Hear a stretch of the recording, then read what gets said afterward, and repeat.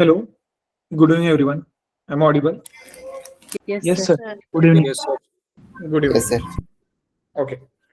So last session में हमने discuss किया था regarding operators. Okay. And then truth value false value के बारे में भी डिस्कस किया था. एंड देन उसके बाद नॉलेज कोएल्सिंग ऑपरेटर एग्जैक्टली होता क्या है, उसे किस तरह से यूज किया जाता है, वो भी हमने क्या किया था लास्ट सेशन में डिस्कस किया था.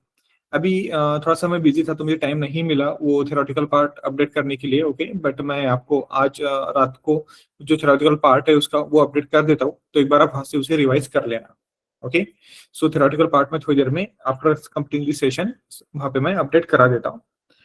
And now today we start with the topic of functions in JavaScript. Okay, अब before start the function in JavaScript, हमने इससे पहले फंक्शन एग्जैक्टली होते क्या है, नॉर्मल फंक्शन कैसे क्रिएट करते हैं, देन नॉर्मल फंक्शन में पैरामीटराइज फंक्शन क्या होता है, नॉन पैरामीटराइज फंक्शन क्या होता है, ये सारे टॉपिक हमने इससे पहले डिस्कस किए हैं. ओके. सो बेसिकली आज हमको नॉर्मल फंक्शन तो डिस्कस नहीं करना है, हम आज जो फंक्शन के अदर टाइप है वो हम यहाँ पे डिस्कस करेंगे. Okay. And then exactly difference क्या होता है, जैसे कि आप सबको पता है कि एरो फंक्शन होता है. ओके. देन फंक्शन एक्सप्रेशन होता है, देन उसके बाद कॉल बैक फंक्शन होता है. ठीक है. तो ये जो फंक्शंस हम यूज करते हैं इनका यूज किस तरह से किया जाता है. ओके. तो उसके कुछ प्रैक्टिकल एग्जांपल वगैरह हम यहाँ पे देखने वाले हैं. Okay. And then another important part is what is exactly return keyword. Okay. Return keyword का पर्पस क्या होता है, and then why we are using return keyword inside the function. तो वो भी सारी चीजें क्या करेंगे आज हम डिस्कस करेंगे. ओके. चलिए, तो जो भी थ्योरेटिकल पार्ट है जैसे मैंने कहा वो थोड़ी देर में मैं आपको आफ्टर कंप्लीटिंग सेशन अपडेट करा के दे दूंगा, एक बार आप उसे रिवाइज कर लेना. चलिए. सो अब फंक्शन तो हम सबको पता है, मैंने फंक्शन का डेफिनेशन भी बताया था. क्या डेफिनेशन था फंक्शन का, बताइए. Yes everyone. Function is the A block of function is a code. reusable block of code which is assigned to perform Okay. some task. Okay, so basically function are reusable block of code which are designed to perform some operation or task. Okay, जो भी आपका operation और task है, अगर मुझे क्या करना है उसे परफॉर्म करना है तो मैं कोई फंक्शनलिटी लिखूंगा. ओके. और उस फंक्शनलिटी के लिखने के बाद सिंपल हम क्या करेंगे, उस फंक्शन को कॉल करेंगे. सो जब फंक्शन आप डिक्लेयर करते हो तो फंक्शन डिक्लेरेशन तो इंपॉर्टेंट होता ही है, साथ ही साथ क्या इंपॉर्टेंट होता है, फंक्शन कॉलिंग भी इंपॉर्टेंट होता है. ओके. तो ये आपको हमेशा याद रखना है कि जब जब आप फंक्शन डिक्लेयर करोगे तब तक आपको फंक्शन को कॉल करना जरूरी होता है. ठीक है. तो फंक्शन का जो डेफिनेशन था वो पहले ही मैंने आपको प्रोवाइड करके दे दिया था प्रीवियस पार्ट में. तो वो डेफिनेशन ये रहा, functions are reusable block of code which are designed to perform some specific task. और फंक्शन के अंदर हम क्या करते हैं, फंक्शन एक ही बार हम डिफाइन करते हैं और उसे मल्टीपल टाइम क्या कर सकते हैं, यूज वगैरह कर सकते हैं. उसके एग्जांपल भी हमने देखे थे. ठीक है. देन उसके बाद फंक्शन की वजह से क्या होता है, जो भी आपका कोड है वो ऑर्गेनाइज होता है, रियूजेबल होता है और उसे हम इजीली क्या कर सकते हैं, मेंटेन वगैरह कर सकते हैं. ओके. ये हो गया फंक्शन के बारे में. ठीक है. अब फंक्शन के क्या होते हैं, डिफरेंट डिफरेंट टाइप्स भी होते हैं. ठीक है. अब इसके टाइप्स अगर हम देखेंगे तो फंक्शन के वजह से तो दो ही टाइप होते हैं, parameterised function and non parameterised function. Okay. But अब क्या हुआ ना कि डेवलपर्स ने अलग अलग सिंटैक्स लिखे, उन सिंटैक्स को यूज किया गया. ओके. और ये 6 के बाद तो बहुत सारी चीजें चेंज हो गई. ओके. इसलिए उन फंक्शंस को जिस तरह से डेवलपर्स ने लिखा है, ओके, जिस तरह से हम हमारे कोडिंग प्रैक्टिसेस के अंदर लिखते हैं, तो उन फंक्शन को अलग अलग नाम भी क्या कर दिए, प्रोवाइड करा के दे दिए. ओके. अब जैसे कि फंक्शन का तो एक ही टाइप हमको पता था, नेम फंक्शन, और नेम फंक्शन के अंदर या नॉर्मल फंक्शन, आप इसे नेम फंक्शन कहो या आप इसे नॉर्मल फंक्शन कहो. ओके. सो बेसिकली ये जो आपका नेम फंक्शन है, नॉर्मल फंक्शन है, इसमें दो ही फंक्शन आते हैं, non parameterise function and parameterise function. तो जिस भी फंक्शन में हम पैरामीटर पास करेंगे वो पैरामीटराइज फंक्शन रहेगा, और जहां पर पैरामीटर नहीं है उसे हम क्या कहेंगे, नॉन पैरामीटराइज फंक्शन. ठीक है. बट उसके बाद क्या हुआ, फंक्शन के कुछ ड्रॉबैक्स भी थे. ओके. जैसे कि फंक्शन होस्टेड होते हैं. ओके. अब ये होस्टिंग का कंसेप्ट मैंने वेरिएबल में भी आपको एक्सप्लेन किया था. ओके. तो फंक्शन आर होस्टेड, तो उसी प्रॉब्लम को रिजॉल्व करने के लिए फिर डेवलपर्स ने फंक्शन एक्सप्रेशन का यूज किया.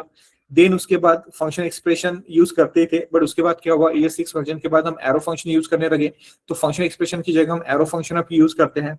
उसके बाद कॉल बैक फंक्शंस आ गए. ओके. सो किसी एक फंक्शन के अंदर किसी और फंक्शन को अगर आप नेस्टेड फॉर्मेट में यूज करते हैं तो उसे कॉल बैक फंक्शन कहते हैं. ओके.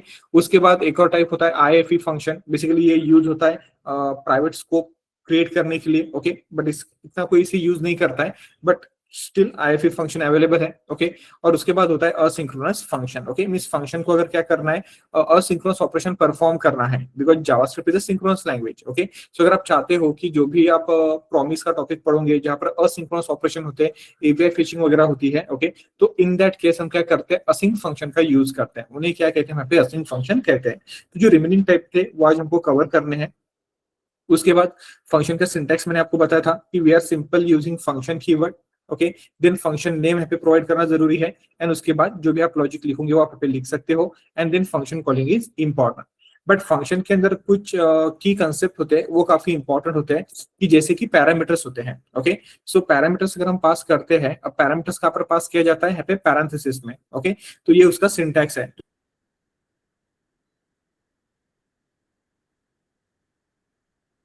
ओके, सो सिंपल सी बात है, यहाँ पे पैरामीटर 1 है, पैरामीटर 2 है, पैरामीटर 3 है, ओके। तो ये हो गया आपके पैरामीटर्स, ठीक है। तो पैरामीटर्स क्या होते हैं, so parameters are the names list in the function definition, okay. जो फंक्शन डेफिनेशन आप डिफाइन करते हो या फंक्शन को डिफाइन करते हो, तो उसके अंदर जो लिस्ट आप लिखते हो, ओके, या फॉर एग्जाम्पल आप उसके अंदर जो आइडेंटिफायर लिखते हो, उन्हें क्या कहते हैं, यहाँ पे पैरामीटर्स कहते हैं। और ये जो आपके पैरामीटर्स होते हैं, ये किसका काम करते हैं, ये वैल्यू को होल्ड करने का काम करते हैं, जो कि हम क्या करते हैं, फंक्शन कॉलिंग के वक्त यूज करते हैं। तो these are the parameters, okay. So parameters are name list in the function definition, okay. उन्हें क्या कहते हैं, यहाँ पे पैरामीटर्स कहते हैं।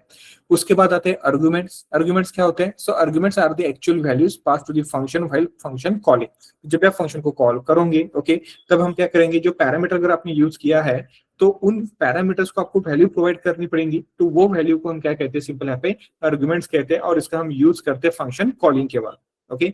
सो पैरामीटर एंड आर्गुमेंट्स। एंड इसके बाद जस्ट 1 मिनट, यहाँ पर पॉइंट ए और यहाँ पर बी आएगा।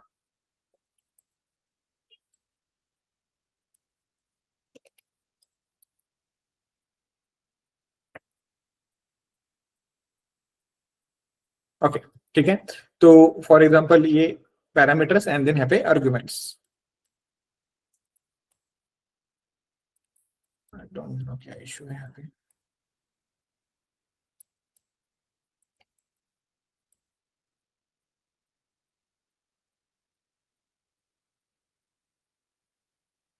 ओके, ठीक है।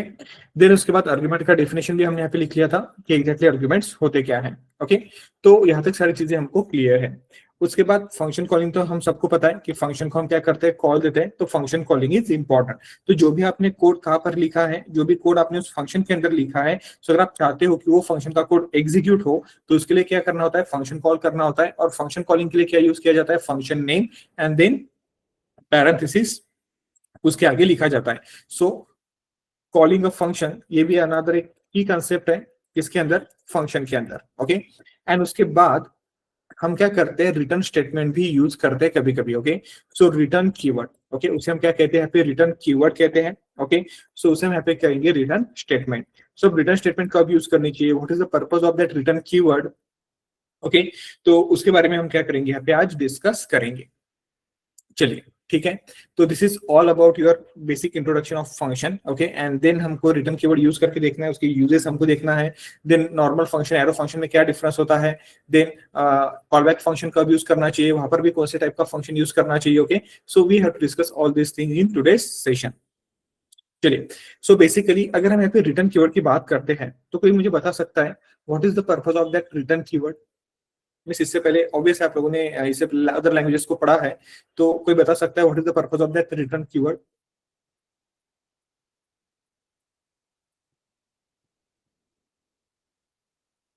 Yes, anyone. Directly Show the value. It returns value of a function. Display the message. Okay, it returns value, it return the message, okay. specific value returned from the function. So returns value to the calling function.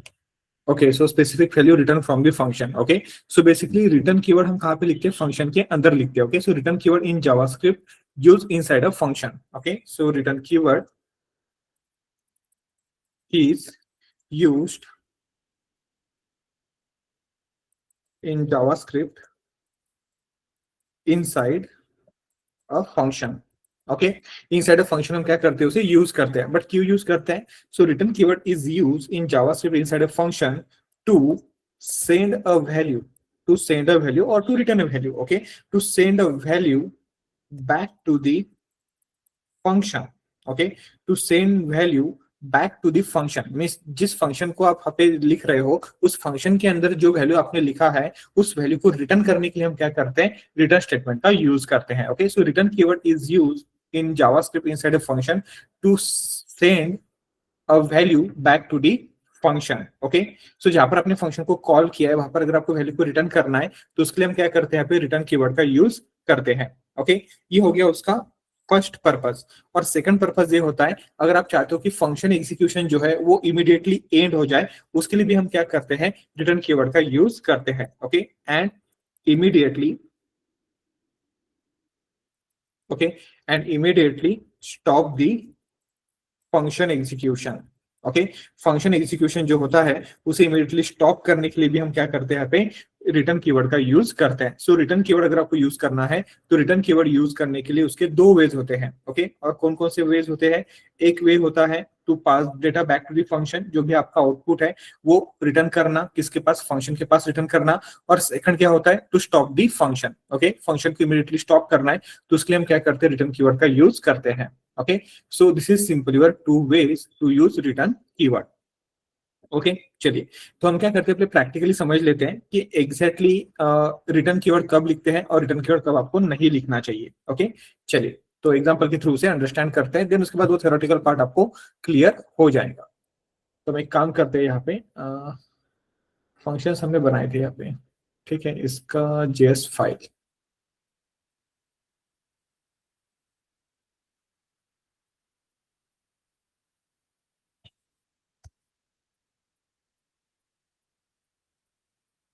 Okay, चलिए so console dot var and then return keyword. Okay, because हमको function पता है, function को declare कैसे करते हैं, function को use कैसे करते हैं, ये सारी चीजें हमको पता है। So right click, copy part and then इसे यूज करते हैं।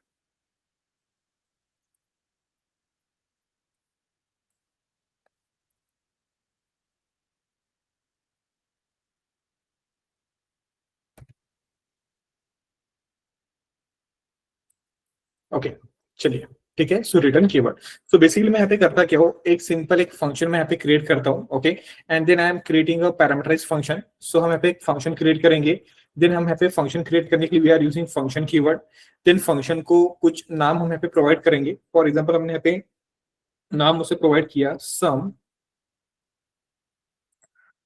With no return. ओके, ये जस्ट मैं एक फंक्शन बना रहा हूँ sum with no return. Okay, कि बेसिकली मुझे सम करना है बट ये जो फंक्शन है ये कुछ भी रिटर्न नहीं करेगा, बिकॉज इसके अंदर मैं क्या नहीं करूंगा, यहाँ पे रिटर्न कीवर्ड का यूज नहीं करूंगा। तो दैट्स व्हाई मैंने फंक्शन को भी नाम दे दिया सम विथ नो रिटर्न। ओके, हम इसके अंदर रिटर्न कीवर्ड यूज नहीं करेंगे।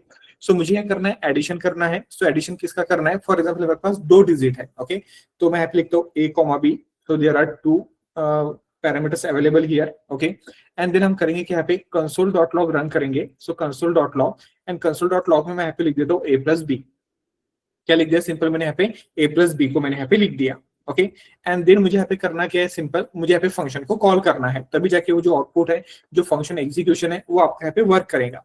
अब मुझे एडिशन किसका करना है, 2 नंबर का एडिशन करना है। तो ऑब्वियसली मुझे यहाँ पे 2 पैरामीटर जो मैंने प्रोवाइड किए उसके मुझे यहाँ पे आर्गुमेंट लगेंगे। अब अगर मैं यहाँ पे आर्गुमेंट प्रोवाइड नहीं करूंगा तो मुझे NaN मिलेगा। अब NaN मींस क्या होता है, not a number. So a plus B मैंने यहाँ पे कुछ भी प्रोवाइड नहीं किया, इसलिए देखिए आपको NaN विजिबल हो रहा है, और NaN is also falsies value. NaN का मीनिंग होता है not a number. Okay, so basically जब आपका क्या होता है, जब स्ट्रिंग या फॉर एग्जांपल कोई आप वैल्यू मेंशन नहीं करते हो पैरामीटर्स के लिए, तब क्या मिलता है आपको, नॉट अ नंबर, बिकॉज वो नंबर नहीं है। बट अगर फॉर एग्जांपल मैं यहाँ पे आर्गुमेंट अगर प्रोवाइड करा देता हूं और अगर अब हम पेज को रिफ्रेश करते हैं तो आपको जो आउटपुट है वो 15 आउटपुट डायरेक्टली आपके यहाँ पे विजिबल हो गया। ठीक है, तो ये क्या हो गया, सिंपल ये हो गया आपके यहाँ पे फंक्शन विद पैरामीटर, और यहाँ पर आपने कहीं पर भी रिटर्न कीवर्ड का यूज नहीं किया है। अब ये बेसिक सा लॉजिक हम सबको पता है कि फंक्शन हम इस तरह से लिखते हैं।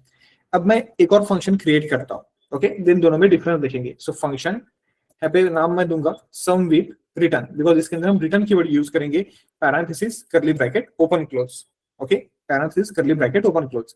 इसके अंदर भी दो ही पैरामीटर लेंगे, ए कॉमा बी। ओके, बट अब ये जो फंक्शन है इसके अंदर मुझे क्या करना है, इस फंक्शन की वैल्यू जो है वो मुझे क्या करनी है, रिटर्न करनी है। ओके, क्या करना है मुझे यहाँ पे, ये जो फंक्शन वैल्यू होल्ड करेगा उस वैल्यू को मुझे रिटर्न करना है। सो दैट्स व्हाई हम यहाँ पे यूज करेंगे रिटर्न। ओके, मैंने यहाँ पे यूज किया रिटर्न, और रिटर्न में मैं लिखूंगा क्या पे, रिटर्न में मुझे क्या चाहिए, ए प्लस बी का एडिशन चाहिए, ए प्लस बी का मुझे यहाँ पे एडिशन चाहिए। अब मैंने यहाँ कहीं पर कंसोल यूज नहीं किया, मैं जस्ट रिटर्न में क्या चाहता हूँ, ए प्लस बी का एडिशन यहाँ पे होना चाहिए। ठीक है, एंड देन अब कंसोल नहीं है, वैल्यू प्रिंट करना है, तो हम यहाँ पे लिखेंगे console dot log, and then उसके बाद हम यहाँ पे लिखेंगे सम विद रिटर्न। और जब हम यहाँ पे पेज को रिफ्रेश करेंगे तो सेम आपको भी रिटर्न में क्या आ रहा है, आपको रिटर्न में आ रहा है पूरा डेफिनेशन। ओके, अब मुझे यहाँ पे क्या करना है, सिंपल ऑब्वियस है, अगर मैं पैरामीटर पास करूंगा तो मुझे यहाँ पे आर्गुमेंट भी पास करने पड़ेंगे, एंड देन मैं यहाँ पे आर्गुमेंट पास करता हूँ 10 5, 10। एंड देन अब होगा क्या, जैसे यहाँ पे पेज को रिफ्रेश करेंगे देन सी आपका जो आंसर है, जो 15 आपने यहाँ पे लिखा है वो डायरेक्टली आपको यहाँ पे विजिबल हो गया। ओके, सो अब दोनों का आंसर आपको यहाँ पे सिमिलर विजिबल हो रहा है। देन फिर रिटर्न कीवर्ड का यहाँ पे क्या यूज है कि जो हम यहाँ पे यूज कर रहे हैं। ओके, सो बेसिकली अगर हम एक डिफरेंस देखेंगे जो कि एक बेसिक सा डिफरेंस है, वो ये है कि अगर मुझे फंक्शन यहाँ पे लिखना है तो मैंने यहाँ पे कंसोल डॉट लॉग लिखा और ए प्लस बी लिखा। ठीक है, तो जब हम क्या करते हैं विदाउट रिटर्न कीवर्ड, जब हम यहाँ पे कोई फंक्शन डिक्लेरेशन करते हैं और अगर मैं चाहता हूँ कि वो वैल्यू प्रिंट हो तो हमको यहाँ पे कंसोल डॉट लॉग यूज करना पड़ेगा। बट फॉर एग्जाम्पल अगर आपने यहाँ पे कंसोल डॉट लॉग यूज नहीं किया और जस्ट आपने यहाँ पे लिखा ए प्लस बी मैंने यहाँ पे लिख दिया, और ये जो फंक्शन है इस फंक्शन को मैंने कॉल किया कंसोल डॉट लॉग के अंदर।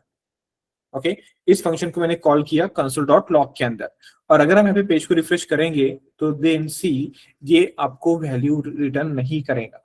ओके, ये वैल्यू आपको प्रोवाइड नहीं करेगा, बिकॉज कंसोल डॉट लॉग क्या करता है, आउटपुट को प्रिंट करने का काम करता है। ओके, अब हुआ क्या, मैंने यहाँ पे कंसोल डॉट लॉग नहीं लिखा, मैंने यहाँ पे जस्ट लिखा ए plus B.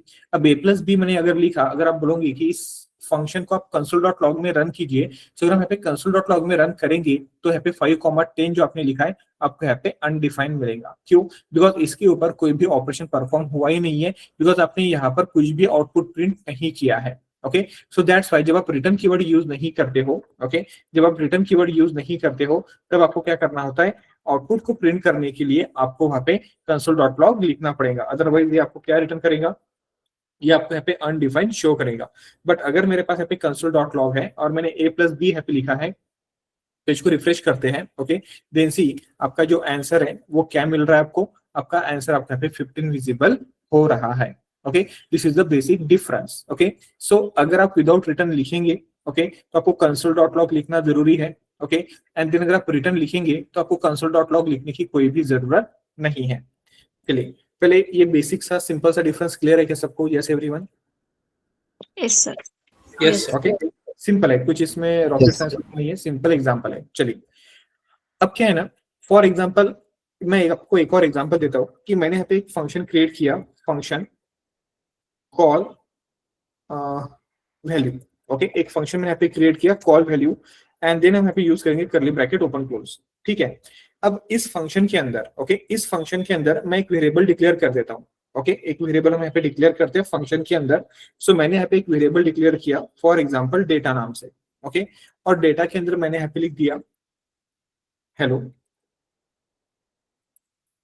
I am function. Okay, मैंने इस तरह से क्या किया है पे, एक फंक्शन बनाया कॉल वैल्यू, ठीक है, और मैंने इसके अंदर एक वेरिएबल डिक्लेयर किया डेटा। ओके, और मैंने यहाँ पे लिख दिया हेलो आई एम फंक्शन। सो आपको ये बताना है कि इस वेरिएबल को, ये जो डेटा मैंने यहाँ पे लिखा है, ओके, तो इस वेरिएबल को मैं आउटसाइड द फंक्शन एक्सेस कर सकता हूँ या नहीं कर सकता हूँ?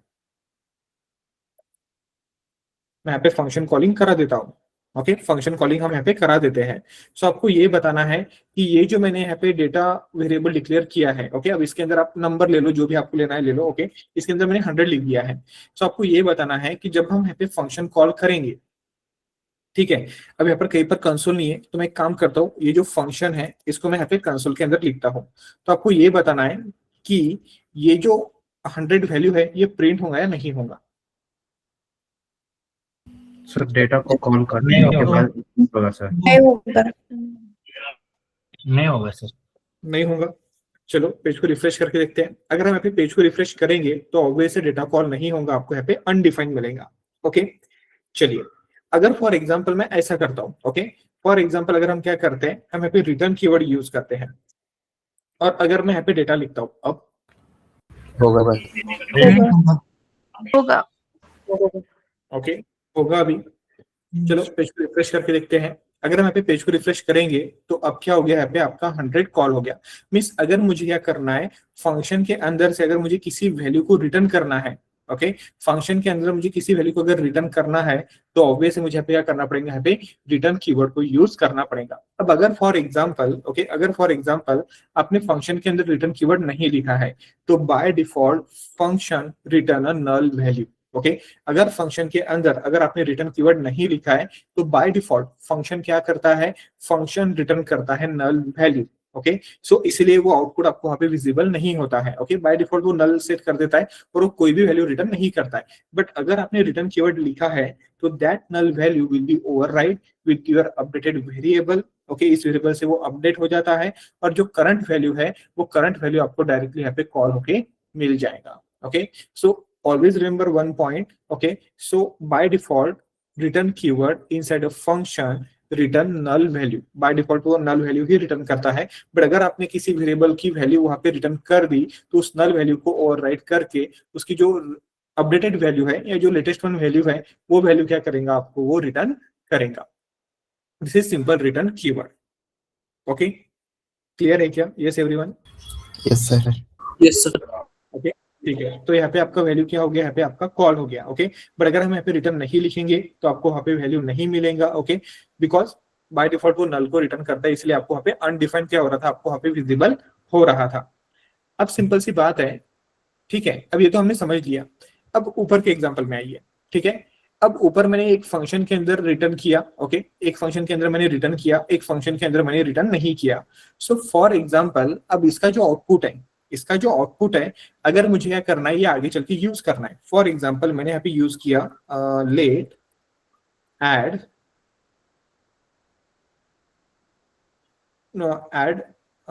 एक सेकंड एड टू 5, इस तरह से मैंने यहाँ पे क्या कर लिया, वेरिएबल डिक्लेयर किया। ओके सो मैंने क्या किया, यहाँ पे एक वेरिएबल डिक्लेयर किया लेट एड टू 5। मींस मुझे क्या करना है, जो मेरा वैल्यू है, जो फंक्शन मुझे यहाँ पे रिटर्न कर रहा है आउटपुट, उसके अंदर मुझे क्या करना है, यहाँ पे 5 को ऐड करना है। सो अगर मैंने यहाँ पे एक वेरिएबल डिक्लेयर किया और उसको मैंने इस तरह से लिख दिया एड टू 5। ओके और अगर मैं यहाँ पे इस तरह से लिखता हूँ sum with no return plus 5, क्या लिखा मैंने यहाँ पे, sum with no return plus 5। Okay मैंने इस तरह से यहाँ पे लिखा कि आपने यहाँ पे क्या किया, ये जो आपका फंक्शन आपको यहाँ पे मिल रहा है, इस फंक्शन को मैंने यहाँ पे कॉल कर दिया। ठीक है तो एक काम करते हैं बेटा, ये जो आउटपुट है इसको एक वेरिएबल में पहले स्टोर करा लेते हैं। मैं उसको पहले एक नाम देता हूँ रिजल्ट। ओके मैं उसको एक नाम देता हूँ पहले रिजल्ट। ठीक है एंड देन कंसोल के अंदर हम क्या करते हैं, रिजल्ट को प्रिंट करते हैं। ओके एक सेकंड। सो पेज को हम रिफ्रेश करते हैं। जैसे पेज को रिफ्रेश किया ओके तो देखिए यहाँ पे हो क्या रहा है कि मैंने यहाँ पे रिजल्ट लिखा। ओके और देन मैंने यहाँ पे क्या किया, फंक्शन पे एक वेरिएबल में स्टोर किया। अब मैंने यहाँ पे पैरामीटर पास नहीं किए, फॉर एग्जांपल मैं यहाँ पे 10,20 पैरामीटर को पास कर देता हूँ एंड पेज को रिफ्रेश करते हैं। अब पेज को रिफ्रेश करने के बाद ओके अब देखिए आपको हो क्या रहा है, यहाँ पर आपको विजिबल हो रहा है 30। अब फिलहाल अनडिफाइंड को जाने दो। अब अनडिफाइंड क्यों आ रहा है, बिकॉज मैंने यहाँ पे कंसोल यूज किया है ना, अब फिर से वो कंसोल को यूज कर रहा है इसलिए वो अनडिफाइंड आ रहा है, तो इसे फिलहाल स्किप कर दो। बट अगर मैंने क्या किया, इस सम विथ नो रिटर्न को मैंने यहाँ पे लिखा 10,20 और मैंने उस वैल्यू को रिजल्ट में स्टोर किया। ओके सो रिजल्ट मुझे यहाँ पे क्या आ रहा है, 30 प्रिंट हो रहा है। देखिए आपका जो रिजल्ट है वो आपको क्या मिल रहा है, यहाँ पे 30 विजिबल हो रहा है।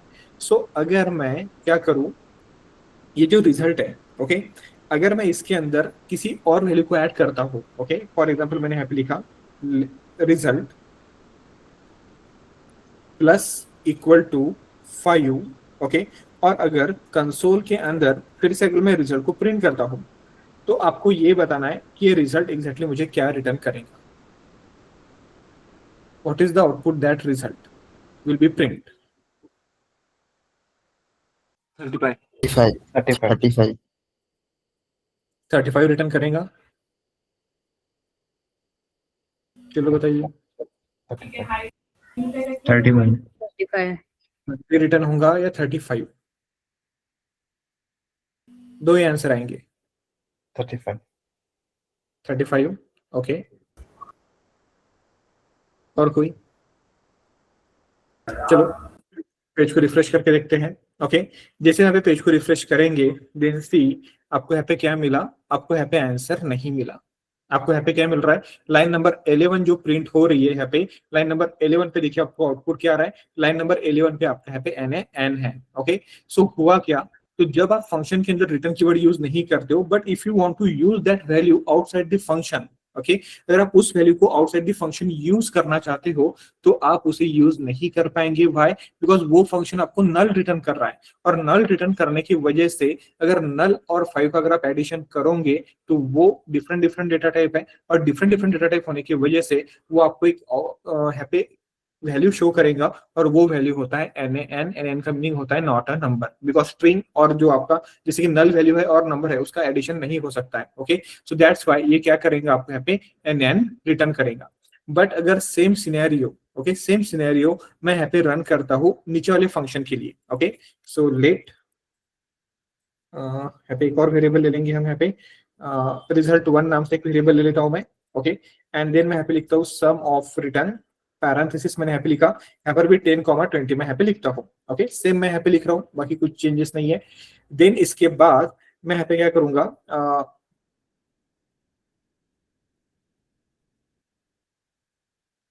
ओके। देन हम यहाँ पे क्या करेंगे, कंसोल के अंदर result1 को प्रिंट करेंगे, ओके। तो मैं यहाँ पे लिखते हूँ, इस तरह से लिखता हूँ विथ रिटर्न कीवर्ड में, आपको समझ में आएगा। कंसोल के अंदर स्ट्रिंग थोड़ा मेंशन तो थोड़ा वो समझ में आ जाएगा कंसोल का। कौन सा? हाँ, ये स्ट्रिंग लिया मैंने यहाँ पे। हाँ नहीं तो एक जैसे दिख रहा है, ठीक। हाँ भाई, तो मैंने यहाँ पे विथ रिटर्न कीवर्ड यहाँ पे लिखा है, with return keyword. And then हम यहाँ पे क्या करेंगे, क्या result1 को प्रिंट करेंगे, okay. So I am using result1, और यहाँ पर भी मैं क्या कर लेता हूँ, ये स्ट्रिंग विदाउट रिटर्न कीवर्ड लिख देता हूँ ताकि वो कंफ्यूजन ना हो, ओके। सो पैरेंथेसिस,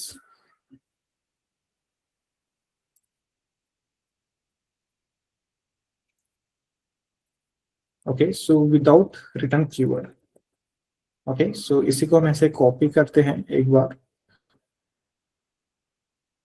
और इसी को मैं यहाँ पर भी पेस्ट करता हूँ। चलिए ठीक है, मीन्स अब वो समझ में आ जाएगा कि एग्जैक्टली यहाँ पे प्रिंट हो क्या रहा है, ओके। पेज को मैं रिफ्रेश करता हूँ। अब जैसे मैंने यहाँ पे पेज को रिफ्रेश किया, देन सी अगर आप यहाँ पे देखोगे तो आपको यहाँ पे विदाउट रिटर्न कीवर्ड पहले अनडिफाइंड मिला था, बट जब आपने क्या किया, उस रिजल्ट के अंदर +=5 जब आप प्रोवाइड कर रहे थे तो हुआ क्या, वहाँ पे नल था, बिकॉज वहाँ पे कोई रिटर्न कर ही नहीं रहा है, फंक्शन तो बाय डिफॉल्ट नल रिटर्न करता है, और नल के अंदर अगर आप किसी नंबर को ऐड करोगे तो वो आपको यहाँ पे रिटर्न कर रहा है NaN, उसका मीनिंग होता है नॉट अ नंबर। बट ये जो आपने यहाँ पे एक फंक्शन क्रिएट किया, ओके, जो कि क्या कर रहा है, रिटर्न कर रहा है, ओके। अब मैंने यहाँ पे किया क्या, मैंने यहाँ पे यूज किया लेट result1, ओके। देन मैंने यहाँ पे result1 के अंदर क्या किया, इस तरह से 2 पैरामीटर मैंने यहाँ पे प्रोवाइड किए, ओके। एंड देन मैंने यहाँ पे लिखा विथ रिटर्न कीवर्ड, ओके। और रिटर्न कीवर्ड के अंदर मैंने यहाँ पे लिखा result1, और result1 में यहाँ पे क्या है, सिंपल आपका एक फंक्शन है। एंड देन हम इस फंक्शन को क्या कर रहे हैं, यहाँ पे सिंपल प्रिंट कर रहे हैं, ओके। अब फंक्शन को प्रिंट करने के बाद ये जो result1 है, ओके, ये result1 क्या कर रहा है, आपको अनडिफाइंड यहाँ पे बता रहा है, ओके। अब यहाँ पे हुआ क्या, 10,20 हमने सेम लिया है, okay, and line number 21, okay, just 1 minute.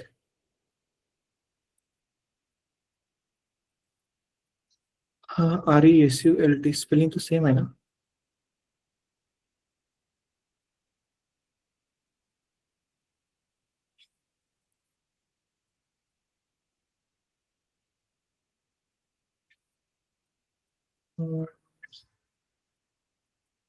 let result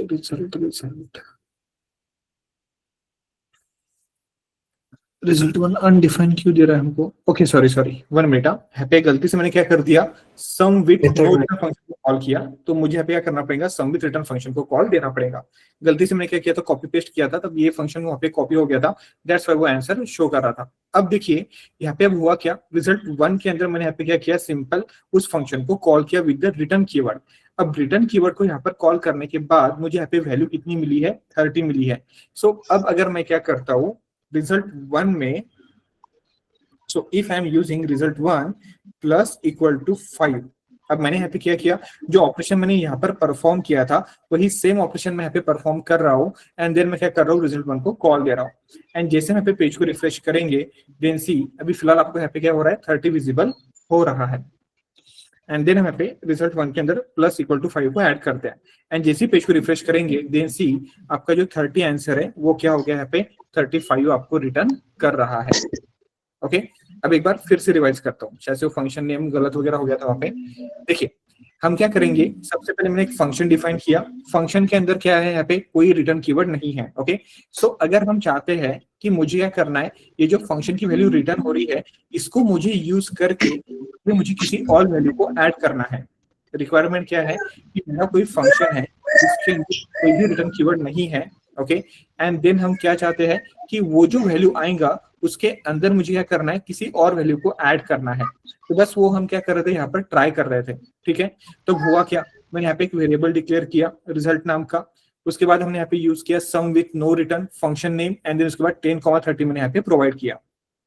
okay, then उसके बाद मैंने क्या किया, वो जो आपका रिजल्ट है, अब इस रिजल्ट के अंदर वैल्यू कौन सी है, फिलहाल 10,20 अगर हम यहाँ पे देखेंगे तो बाय डिफॉल्ट जो वैल्यू आपको यहाँ पे विजिबल हो रही थी, ओके, बाय डिफॉल्ट जो वैल्यू है वो आपको यहाँ पे विजिबल हो रही थी, वो वैल्यू क्या है, अनडिफाइंड है। ओके, बिकॉज रिजल्ट के पास कोई वैल्यू रिटर्न हो ही नहीं रहा है, बिकॉज ये फंक्शन क्या नहीं कर रहा है, जो इसका आउटपुट है वो रिजल्ट के अंदर स्टोर कर ही नहीं रहा है। सो अगर मेरे पास यहाँ पे कोई वैल्यू है ही नहीं, मेरे पास अनडिफाइंड है, और अगर रिजल्ट के अंदर अगर मैं यहाँ पे क्या करता हूँ, प्लस इक्वल टू अगर मैंने यहाँ पे 10 कर दिया, और अगर हम यहाँ पे क्या करते हैं, कंसोल के अंदर फिर से अगर रिजल्ट को प्रिंट करते हैं, तो आंसर क्या आएगा, आंसर आएगा नॉट अ नंबर। ओके, अगर मैं यहाँ पे ऐड करके फिर से उसी रिजल्ट को प्रिंट करता हूँ, और अगर हम यहाँ पे पेज को रिफ्रेश करेंगे, देन सी आपको आंसर मिलेगा not a number, because obviously number का और अनडिफाइंड और नल का एडिशन नहीं हो सकता है, सो वो ऑलवेज आपको एन ही रिटर्न करेगा। बट अगर फॉर एग्जाम्पल मैंने क्या किया, ये जो मेरा फंक्शन है, ओके, इस फंक्शन को मैंने क्या किया, इस वेरिएबल में स्टोर किया रिजल्ट 1, और अगर हम क्या करते हैं यहाँ पे कंसोल के अंदर, ओके, अगर हम यहाँ पे क्या करते हैं, कंसोल डॉट लॉग के अंदर हम उस रिजल्ट 1 को प्रिंट करते हैं। ओके, हम यहाँ पे अगर रिजल्ट 1 को प्रिंट करते हैं, बट ये जो रिजल्ट 1 है, ये जो हम प्रिंट कर रहे हैं, ये किसके साथ कर रहे हैं, विथ रिटर्न कीवर्ड। अब यहाँ पे हमने रिटर्न कीवर्ड को यूज किया है, और जब हम यहाँ पे रिजल्ट 1 को प्रिंट करेंगे तो ये जो रिजल्ट 1 है ये होल्ड करेगा किसे, 30 को होल्ड करेगा। किसे होल्ड कर रहा है, देखिए 30 को होल्ड कर रहा है। बट अगर मुझे क्या करना है, अब ये 30 को अगर होल्ड कर रहा है और अगर मुझे इसके अंदर किसी वैल्यू को ऐड करना है, तो मैं इजीली क्या कर सकता हूँ, वो जो ऑपरेशन है वो ऑपरेशन मैं यहाँ पे इजीली परफॉर्म कर सकता हूँ। सो अगर मैं यहाँ पे रिजल्ट 1 यूज करता हूँ, प्लस इक्वल टू अगर मैंने यहाँ पे 10 लिख दिया, सो इसकी वैल्यू 30 पहले से ही है, और 30 के अंदर जब हम 10 ऐड करेंगे तो आपको आंसर क्या मिलेगा, यहाँ पे आंसर मिलेगा आपको यहाँ पे 40। So this is the another use of return keyword. Okay, means अगर आप चाहते हो कि फंक्शन अगर आपने डिफाइन करके रखा है और उसके अंदर की जो वैल्यू है वो अगर आपको आगे चल के कहीं पर यूज करनी है, या उस वैल्यू को अगर आपको आउटसाइड द फंक्शन यूज करना है, तो in that case we are using return keyword.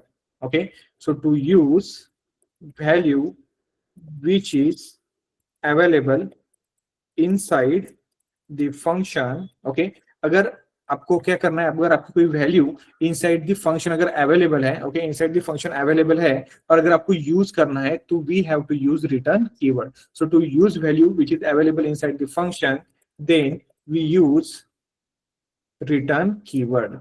हम क्या करते हैं, पे रिटर्न कीवर्ड को यूज करते हैं। ओके, बट अगर आपने ऐसा नहीं किया तो बाय डिफॉल्ट वो जो वेरिएबल है, ये वेरिएबल आपको क्या रिटर्न करेगा, अनडिफाइंड रिटर्न करेगा। और मैं थोड़ी देर पहले आपको बताया था कि by default, okay, function return a null value. Okay, by default जो आपका फंक्शन है क्या रिटर्न करता है आपको, ये रिटर्न करता है आपको नल वैल्यू। ओके, बट अगर आपने रिटर्न कीवर्ड यूज किया है तो रिटर्न कीवर्ड की वजह से होगा क्या, ये जो वैल्यू है ये फंक्शन वो रिटर्न करेगा, और आगे चल के उस वैल्यू को मैं मेरे आने वाले फंक्शंस के अंदर वगैरह क्या कर सकता हूँ, उसे मैं यूज वगैरह कर सकता हूँ।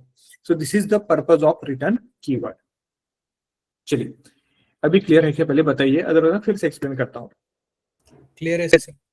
क्लियर है? ओके, जो स्टार्टिंग में वो गलत से रिजल्ट का रिजल्ट 1 नहीं हुआ था तो आपको अनडिफाइंड दिखा रहा था। ओके, बट मैंने फिर से यहाँ पे एक्सप्लेन किया कि अगर आप यहाँ पे रिजल्ट 1 यूज करते हो, अगर फंक्शन के अंदर रिटर्न कीवर्ड है, तो रिटर्न कीवर्ड के बाद उस वैल्यू को आप क्या कर सकते हैं, यहाँ पे किसी और वेरिएबल में यूज कर सकते हो। इसका मीनिंग क्या है कि we are using value outside the function. Return keyword अगर आपने लिखा है तो इस फंक्शन की इनसाइड की वैल्यू को हम क्या कर सकते हैं, outside the function easily use कर सकते हैं। बट अगर रिटर्न कीवर्ड नहीं है तो हम क्या नहीं कर पाएंगे, फंक्शन वैल्यू को आउटसाइड द फंक्शन यूज नहीं कर पाएंगे।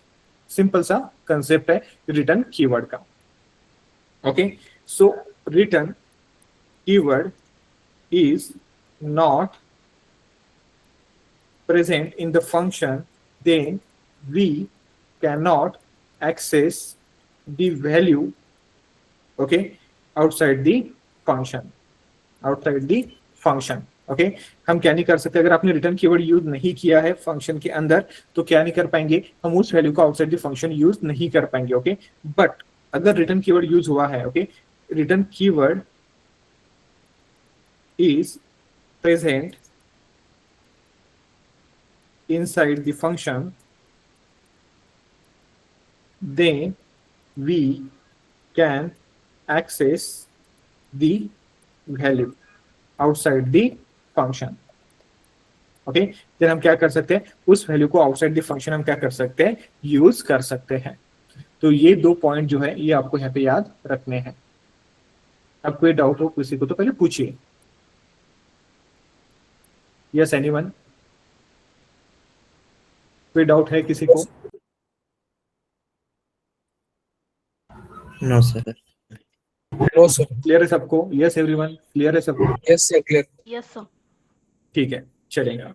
ओके, सो अब मैंने एक और सेकंड पॉइंट लिख दिया था कि जब आप क्या करते हो, रिटर्न कीवर्ड यूज करते हो, तो जो फंक्शन एग्जीक्यूशन है उसे क्या कर देता है, वो स्टॉप कर देता है। ओके, वो जो फंक्शन एग्जीक्यूशन है उसे क्या कर देता है, स्टॉप कर देता है। तो उसका भी एक एग्जांपल देख लेते हैं। ओके, तो यहाँ पर हम क्या कर लेते हैं, नीचे उसे यूज करते हैं। काम करते हैं, इसे कट करके मैं ऊपर रख देता हूँ।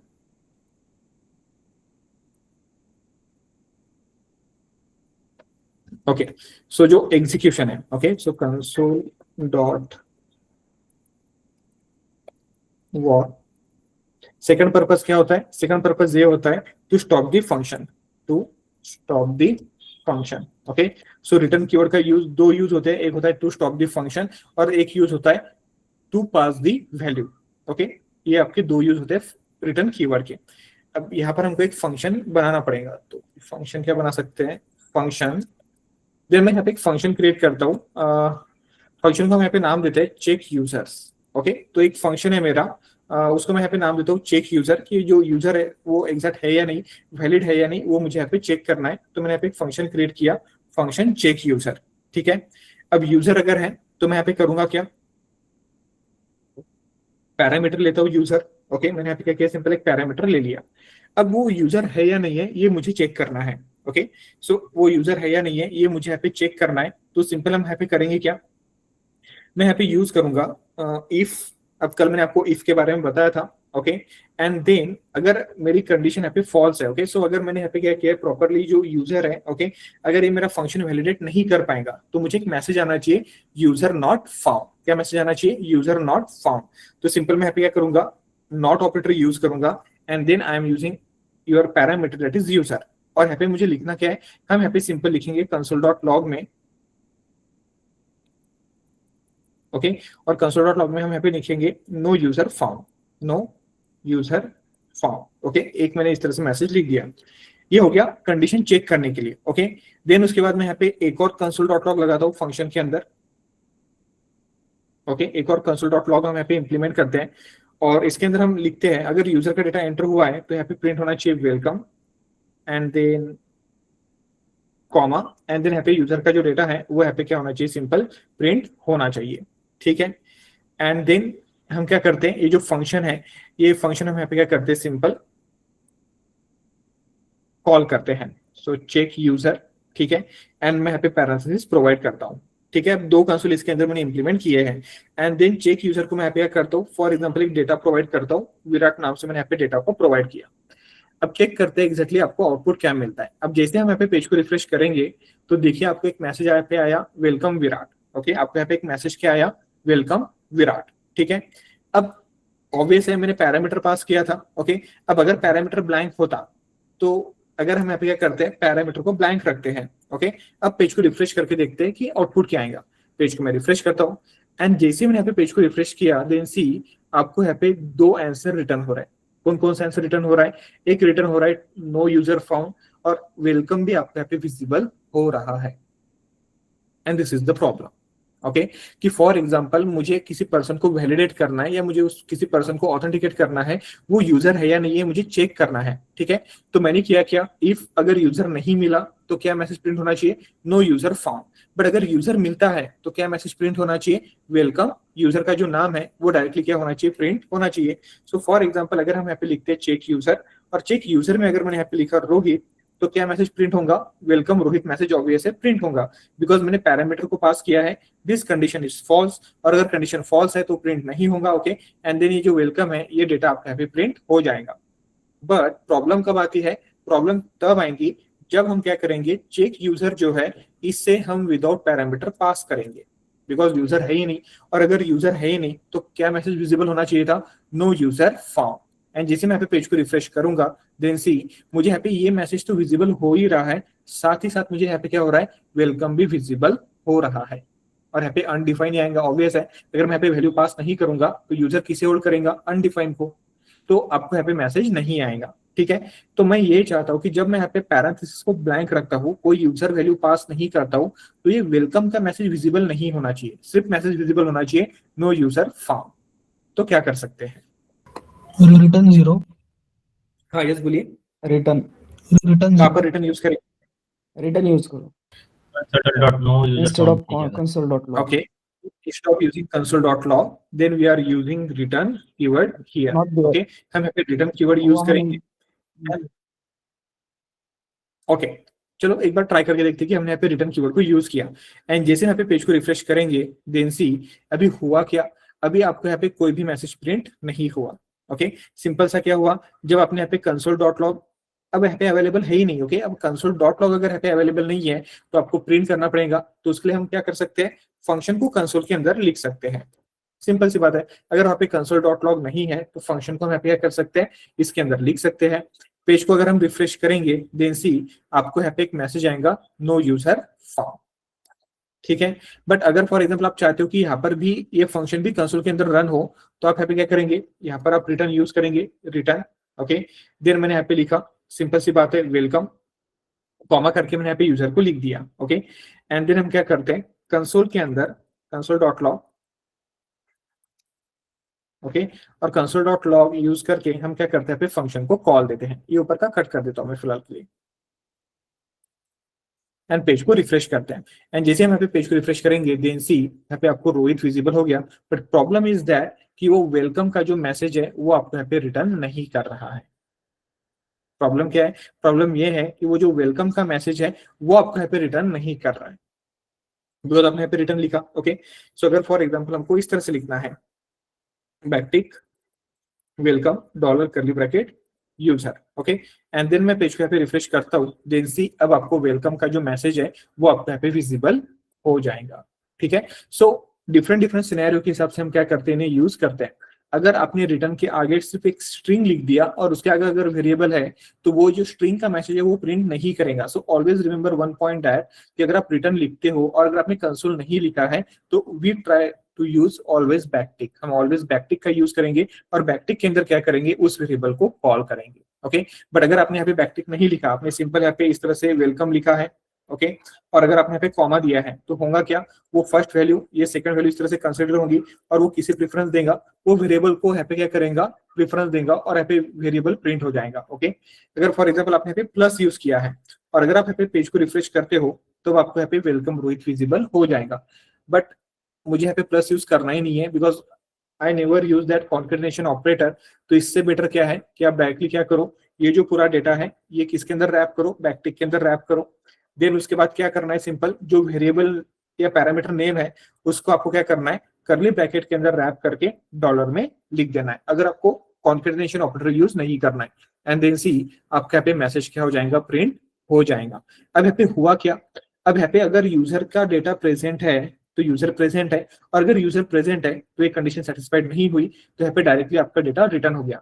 बट अगर मैंने यहाँ पे चेक यूजर के अंदर कोई डेटा ब्लैंक रखा है तो हुआ क्या? यहाँ पे आपका ये जो इफ है ये एग्जीक्यूट हुआ और इसने इतना स्टेटमेंट जो है वो रिटर्न कर दिया, और जैसे यहाँ पे उसने रिटर्न किया तो इसके आगे आपका ब्लॉक ऑफ कोड एग्जीक्यूट हुआ ही नहीं, वहां पर ही आपका फंक्शन एग्जीक्यूशन टर्मिनेट हो गया। सो दैट्स व्हाई रिटर्न कीवर्ड का यूज हम क्या कर सकते हैं, इस तरह से कंडीशनल स्टेटमेंट के अंदर हम कर सकते हैं, जिसके वजह से हम फंक्शन एग्जीक्यूशन को इमीडिएटली क्या कर सकते हैं, स्टॉप कर सकते हैं। This is the another example. Clear है example? Yes everyone? Yes sir. Okay, so Yes. Always remember one point कि अगर आपने रिटर्न कीवर्ड लिखा है तो console.log लिखने की कोई जरूरत नहीं है, और अगर रिटर्न नहीं लिखा है तो console.log लिखना ही पड़ेगा, बिकॉज आपको आउटपुट को प्रिंट करना है। Always remember that point. Okay, but अगर रिटर्न है तो कंसोल लिखने की जरूरत नहीं है। आप क्या कर सकते हो, आपका जो फंक्शन है उसको क्या कर सकते हो, आप यहाँ पे कॉल वगैरह कर सकते हो। ओके, चलिए, एनी डाउट? सर एक डाउट हाँ सर, बोलिए। यहाँ पे हम लोग यहाँ पे रिटर्न लिख दिए ना, हम्म। जो 37th लाइन में रिटर्न लिख दिए, अगर मान लो रिटर्न लिखने के बाद हम लोग जरूरी से वो फंक्शन कॉल करने के लिए console.log लिखना ही पड़ेगा ना? हाँ यस, अगर कंसोल यहाँ पर है ही नहीं तो आपको यहाँ पर फंक्शन कॉल करने के लिए console.log लिखना ही पड़ेगा, बिकॉज उसके सिवा आउटपुट प्रिंट ही नहीं होगा फिर आपका। मीन्स वहाँ पे रिटर्न के प्लेस में console.log लगाने के बाद हाँ, अगर आपने यहाँ पे console.log लिखा है तो फिर फंक्शन को कंसोल के अंदर कॉल करने की कोई जरूरत नहीं है। डायरेक्ट वो console.log हटा दे के वो चेक यूजर रोहित करके डाल दे तो काम चलेगा हमको? हाँ हाँ यस, चल जाएगा। अच्छा, ओके, थैंक यू। ठीक है, चलेगा, चलेगा। Yes everyone clear? हाँ यस। लाइन नंबर 43 पे जो लिखा है पिक यूजर, तो फंक्शन मैच कैसे होगा वो, क्योंकि आर्गुमेंट के लिए आर्गुमेंट में एक यूजर चाहिए उसको, तो कैसा पहले ये होगा, मतलब मैच हो रहा है वो? ओके, अब देखिए यहाँ पे हुआ क्या, यहाँ पे मैंने कुछ भी नहीं लिखा। ओके, मैंने यहाँ पे क्या कर दिया, ब्लैंक कर दिया। तो मैंने यहाँ पे कंडीशन लिखा कि if user is blank. Okay, अब मैंने आपको कल कहा था कि ये नॉट ऑपरेटर है। ओके, सो नॉट ऑपरेटर का मैंने यहाँ पे यूज किया। ओके, और मैंने यहाँ पे लिखा कि अगर आपका यहाँ पे यूजर ब्लैंक है तो यहाँ पे हुआ क्या, नॉट ऑपरेटर की वजह से आपने यहाँ पे यूजर को क्या कर दिया, अगर यहाँ पे यूजर जो है, जैसे कि मैंने आपको कहा था कि कुछ भी है, कोई भी वैल्यू अगर आप क्या करते हो, कहाँ पर यूज करते हो, अगर आप कोई भी वैल्यू यूज करते हो जावास्क्रिप्ट के अंदर कंडीशनल स्टेटमेंट के अंदर, तो वो क्या करता है, ट्रूथ एंड फॉल्स वैल्यू आपको क्या करता है, रिटर्न करता है। ओके, सो ये मेरा वेरिएबल था। ओके, सो मैंने यहाँ पे यूजर को लिख दिया, सिंपल सी बात है। तो यहाँ पे जो यूजर मैंने यहाँ पे लिखा है, तो मैंने यहाँ पे नॉट ऑपरेटर यूज किया, तो इसका मीनिंग ये है कि ये जो वैल्यू आपको यहाँ पे रिटर्न हो रहा है, ये ट्रू वैल्यू रिटर्न हो रहा है। और ये कंडीशन अगर ट्रू है तो इसकी वजह से क्या होगा, इफ कंडीशन अगर ब्लॉक ट्रू कंडीशन को रिटर्न करेगा तो आपका क्या वैल्यू प्रिंट होगा, यहाँ पे no user found. Okay, but अगर कंडीशन फॉल्स है, सो अगर मैंने यहाँ पे पैरामीटर को पास कर दिया तो क्या हो गया, वो एक ट्रूथी वैल्यू हो गया। ओके, और उसके वजह से एक कंडीशन क्या होगी, आपकी सेटिस्फाइड नहीं हो पाएंगी। तो इसलिए जब आप इसके अंदर फॉर एग्जांपल अगर आपने यहाँ पे विराट को लिख दिया, तो हुआ क्या, आपका जो यूजर है वो ब्लैंक है क्या, नहीं है, मींस इस कंडीशन को सेटिस्फाइड कर पाया क्या, नहीं कर पाया, तो होगा क्या, यहाँ पे वेलकम विराट प्रिंट होगा। बट अगर मैंने यहाँ पे कुछ भी प्रोवाइड नहीं किया है, ब्लैंक रखा है टोटली, ओके, और अगर मैं यहाँ पे पेज को रिफ्रेश कर रहा हूँ तो यहाँ पे हुआ क्या, ये कंडीशन जो है, ये कंडीशन यहाँ पे क्या हो गया, ट्रू हो गया। अगर फॉर एग्जाम्पल मैं यहाँ पे इसको हटा दूं तो क्या लगता है, क्या प्रिंट होगा अभी? वेलकम। ओके, अगर हम यहाँ पे पेज को रिफ्रेश करते हैं तो क्या प्रिंट होगा, वेलकम अनडिफाइंड, बिकॉज मेरे पास यहाँ पे पैरामीटर है ही नहीं। बट मुझे क्या करना है, इस इफ ब्लॉक को एग्जीक्यूट करना है। ओके, इस इफ ब्लॉक को मुझे यहाँ पे एग्जीक्यूट करना है। सो मुझे क्या करना पड़ेगा, इस ट्रू एक्सप्रेशन को मुझे यहाँ पे कन्वर्ट करना पड़ेगा। तो मैंने आपको नॉट ऑपरेटर के बारे में बताया था, लॉजिकल नॉट, वो क्या करता है, ट्रू को फॉल्स करता है, फॉल्स को ट्रू करता है। तो जस्ट हम यहाँ पे पास करेंगे एक्सक्लेमेशन मार्क। अब इसकी वजह से क्या होता है, डायनामिक वैल्यू चेंज हो जाती है, true to false, false to true. और जब हम यहाँ पे पेज को रिफ्रेश करेंगे, देन सी यहाँ पे जो आपका रिटर्न है वो क्या करेगा, नो यूजर फाउंड, ये वाला डेटा आपका वो रन करेगा। So that's why we are using. वो वैल्यू क्या पास होती है लाइन नंबर 35 में, मतलब ब्लैंक रहती है क्या, नल रहती है क्या, क्या रहती है वो? कौन सी यहाँ पर? हाँ, वो नल रहती है, ये वो ब्लैंक रहती है, अनडिफाइन होती है वो, अनडिफाइन। अच्छा, हाँ, वो अनडिफाइन वैल्यू रहेगा आपका, ठीक है। मिस आप पे कुछ भी पास मत करो तो वो अनडिफाइन ही क्या करेगा, होल्ड करेगा। चलो इसको हटाई दो फिलहाल, ठीक है। तो जस्ट मैंने इस तरह से लिख दिया, पेज को मैंने रिफ्रेश किया, तो वैल्यू क्या होल्ड कर रहा है, वो अनडिफाइन। और अनडिफाइन मैंने क्या बताया था आपको, अनडिफाइन ट्रूथ है या फॉल्स है? What is undefine? Falsies value, falsy, false. Falsies value है।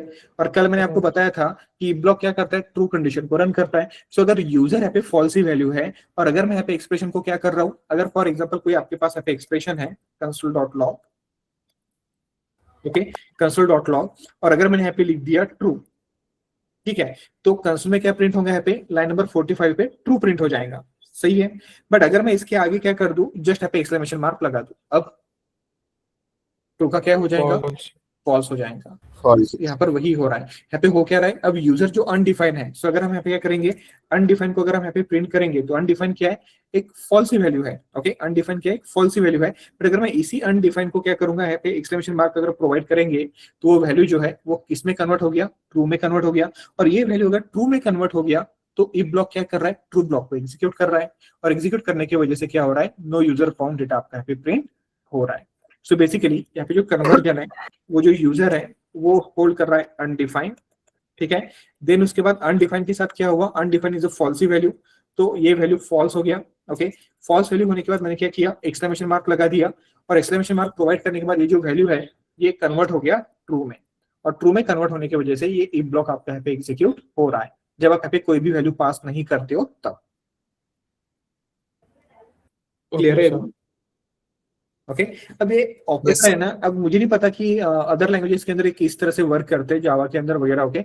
बट जावास्क्रिप्ट में अगर आपको क्या करना है, जैसे मैंने कहा था कि कोई चीज अगर आपको टॉगल करनी है, डायनामिकली वैल्यूज को चेंज करना है, डायनामिकली आपको क्या करना है, true to false, false to true करना है, तो नॉट ऑपरेटर सबसे ज्यादा यूज होता है, जो कि हमने यहाँ पे यूज किया अभी, ओके।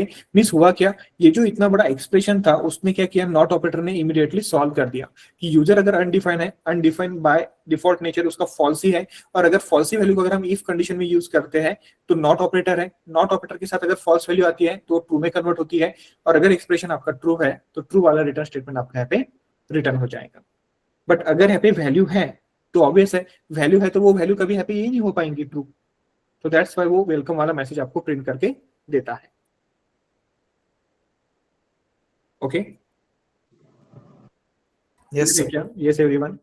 अब देखिए जावास्क्रिप्ट है, जावास्क्रिप्ट ऐसा नहीं कि मींस छोटा सा पार्ट है, ओके। जावास्क्रिप्ट इतनी बड़ी लैंग्वेज है कि मुझे भी शायद से जावास्क्रिप्ट के कुछ कंसेप्ट अभी भी मुझे याद नहीं है कि जो मैंने यूज किए हैं, ओके। जैसे कि प्रोजेक्ट के अंदर जितना हम यूज करते हैं उतना हमको पता होता है, ओके। बट इसके अलावा भी शायद से जावास्क्रिप्ट अवेलेबल है, हर ईयर बाय ईयर कुछ ना कुछ अपडेटेड आते हैं, कुछ ना कुछ वर्जन चेंज होते हैं, कुछ ना कुछ नई चीजें आप पे प्रोवाइड की जाती है, ओके। सो डेवलपर्स हर उन चीजों को ये नहीं कर सकता, रिकॉल नहीं कर सकता है। सो डेवलपर क्या कर सकता है, जो उसका प्रोजेक्ट है, प्रोजेक्ट के अंदर जो यूज कर रहा है उन चीजों को याद रखता है, ठीक है। बिकॉज जावास्क्रिप्ट एक बहुत बड़ा लैंग्वेज है, तो हर वक्त जैसे से हम एग्जांपल लेंगे, जैसे से हम यहाँ पे प्रोजेक्ट करेंगे तो उसके हिसाब से हमको जावास्क्रिप्ट को यहाँ पे सीखना है, तब जाके वो जावास्क्रिप्ट हमको प्रॉपरली समझ में आएगा, ओके। बट आप प्रोजेक्ट तो आप इजीली कर सकते हो, प्रोजेक्ट के अंदर कुछ ये है ही नहीं, बट जो बेसिक अंडरस्टैंडिंग है वो अगर आपको आ गया तो फिर आप कोई भी इंटरव्यू या कोई भी अगर आपको टास्क देता है तो आप इजीली क्रैक वगैरह कर सकते हो। सो दैट्स व्हाई भले वो टॉपिक छोटा सा है ऑपरेटर, बट इंपॉर्टेंट है, ओके। सो इसलिए थोड़ा सा मैं उन चीजों को प्रेफरेंस दे रहा हूँ, बिकॉज बाकी कोडिंग तो आप कर सकते हो, इसमें कोई डाउट नहीं। चलिए क्लियर है, बोलिए। सर लाइन नंबर 45 में हमने जो चेक यूजर ब्लैंक कॉल किया था तो उसकी वजह से नो यूजर फाउंड दिखाया था हमें, बट नीचे जो और एक रिटर्न 42 में हमने और एक return welcome and user use किया है, वो तो फंक्शन के ब्लॉक में है ना, वो वाले लाइन क्यों नहीं प्रिंट हुआ है? वो कौन सा लाइन, ये वाला? हाँ, इफ ब्लॉक ट्रू होने के बाद वो इफ ब्लॉक के बाहर है ना, वो वाला सेकंड लाइन तो। हाँ नहीं, तो फिर वही बोला ना, रिटर्न कीवर्ड क्या करता है, stop the execution of function, वहां पर ही फंक्शन को टर्मिनेट कर देता है। सो दैट्स व्हाई हमने रिटर्न कीवर्ड यूज किया है। सो यहाँ पे रिटर्न कीवर्ड यूज करने के दो वे है, मींस दो वे से हम यहाँ पे रिटर्न कीवर्ड को यूज करते हैं। एक वे क्या है कि वो वैल्यू को रिटर्न करता है, ये सबसे पहला, और सेकंड उसका यूज क्या है कि वो फंक्शन को स्टॉप कर देता है, इमीडिएटली फंक्शन को टर्मिनेट कर देता है। इसलिए क्या हुआ, जैसे ही इस रिटर्न ने क्या किया, ये स्टेटमेंट रन कर दिया, इसके बाद की जो लाइन 41 42 है वो आपकी एग्जीक्यूट ही नहीं होगी, इमीडिएटली वहां पर इस फंक्शन को स्टॉप कर देगा। तो उसके लिए भी हम रिटर्न कीवर्ड यूज करते हैं, ओके। क्लियर है क्या अभी? Yes sir. Okay. So basically अगर वहां पे वैलिड डेटा नहीं है तो रिटर्न बोल दिया आपने, रिटर्न बोल दिया नो यूजर फाउंड। सो अगर आपने वहां पे रिटर्न बोल दिया तो आगे का जो स्टेटमेंट है, इसके आगे की जो लाइन है, line number 41 for example line number 41 है, तो ये रिटर्न होगा ही नहीं। यहाँ पे एट ए टाइम एक ही रिटर्न होगा और यहाँ पर आपका फंक्शन एग्जीक्यूशन जो है वो स्टॉप हो जाएगा, इसके आगे आपका फंक्शन आएगा ही नहीं। सो दैट्स व्हाई हम रिटर्न कीवर्ड इस तरह से यूज करते हैं। इसलिए मैंने वहां पे लिखा था पॉइंट्स के अंदर 2 स्टेटमेंट हमने यहाँ पे लिखे थे कि रिटर्न कीवर्ड जो होता है ओके उसका यूज क्यों करते हैं। So return keyword is used in JavaScript inside a function to send a value back to the function, ये उसका फर्स्ट पर्पस है। And immediately stop the function execution, immediately stop the function execution. So अगर return यहाँ पे function ये कर दिया तो इमीडिएटली आपका फंक्शन यहाँ पे स्टॉप हो जाएगा, आगे का जो स्टेटमेंट है वो रिटर्न करेगा ही नहीं। तो इसलिए रिटर्न कीवर्ड हम यहाँ पे यूज करते हैं जब हम कंडीशनल स्टेटमेंट यूज करते हैं तब। और कोई डाउट?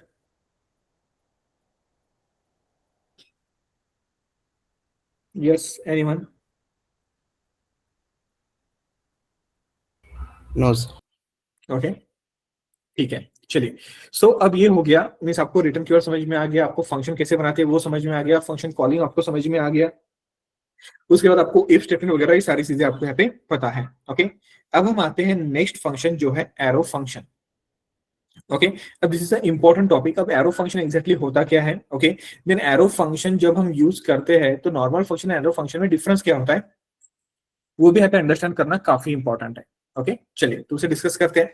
हाँ अब ये सब डिस्कस करने से पहले एक और बात मैं बता देता हूँ कि फॉर एग्जाम्पल मैंने यहाँ पे एक फंक्शन क्रिएट किया। Okay so I am creating one function, ठीक है। हम यहाँ पे एक फंक्शन क्रिएट कर रहे हैं। फॉर एग्जाम्पल फंक्शन को मैं यहाँ पे कुछ नाम देता हूँ कॉल, या मैं फंक्शन को यहाँ पे नाम देता हूँ ग्रिड नाम, तो मैंने यहाँ पे एक फंक्शन क्रिएट किया। ओके एंड देन उसके बाद फॉर एग्जांपल मैं यहाँ पे पैरामीटर पास करता हूँ, ठीक है, जैसे कि यहाँ पे एफ नेम है। Okay and then L name मैंने यहाँ पे यूज किया, ठीक है, ये फंक्शन है। देन मैं यहाँ पे रिटर्न करना चाहता हूँ और रिटर्न में मुझे क्या चाहिए? रिटर्न में मुझे चाहिए welcome dollar curly bracket F name, okay and then space dollar curly bracket L name, ठीक है। एंड देन मैं यहाँ पे फंक्शन को कॉल करता हूँ। अब रिटर्न कीवर्ड है, कंसोल नहीं है, तो आई am using console dot log, ठीक है। एंड देन हम यहाँ पे यूज करेंगे ग्रीट, और ग्रीट के अंदर मैं यहाँ पे 2 वैल्यू पास करूंगा। फॉर एग्जांपल मैंने यहाँ पे लिख दिया Virat comma Kohli, okay. And जब हम पेज को रिफ्रेश करेंगे तो ऑब्वियस है आउटपुट क्या है पे प्रिंट होगा, वेलकम विराट कोहली। सिंपल सी बात है, ये आपका प्रिंट हुआ। अब मुझे बताइए फॉर एग्जांपल मैं इस फंक्शन कॉलिंग को, ओके हम क्या करते हैं, इस फंक्शन कॉलिंग को क्या करेंगे, हम यहाँ पे ऐसे कट करते हैं और before the function declaration print करते हैं। अब JavaScript is a interpreted language, the code is execute line by line, यहाँ पे code line by line execute होता है। अब मैंने किया क्या, फंक्शन कॉलिंग जो है ये मैंने बिफोर द डिक्लेरेशन यूज किया है। तो what do you think, what is the output?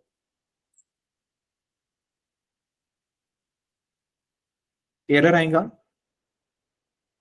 या आउटपुट प्रिंट होगा? undefined undefined okay Error. Undefined, error, undefined. Okay और कोई आंसर? चलिए पेज को रिफ्रेश करते हैं। Error, okay error. सो जैसे ही हम यहाँ पे पेज को रिफ्रेश करेंगे देन सी यहाँ पे कोई एरर नहीं आएगा, there will be no error. Why? Because in JavaScript variables declare with var keyword and function declaration with function keyword are hosted.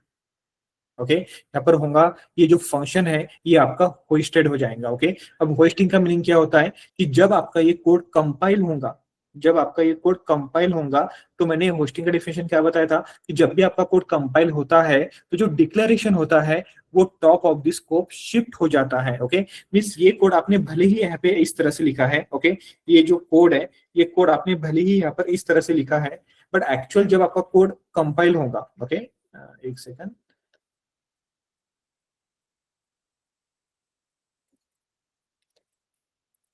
ये आपका कोड और ये जेएस इंजन का कोड जब वो कंपाइल करेगा, ओके सो इसको मैं यहाँ पे लिख देता हूँ कंपाइल कोड।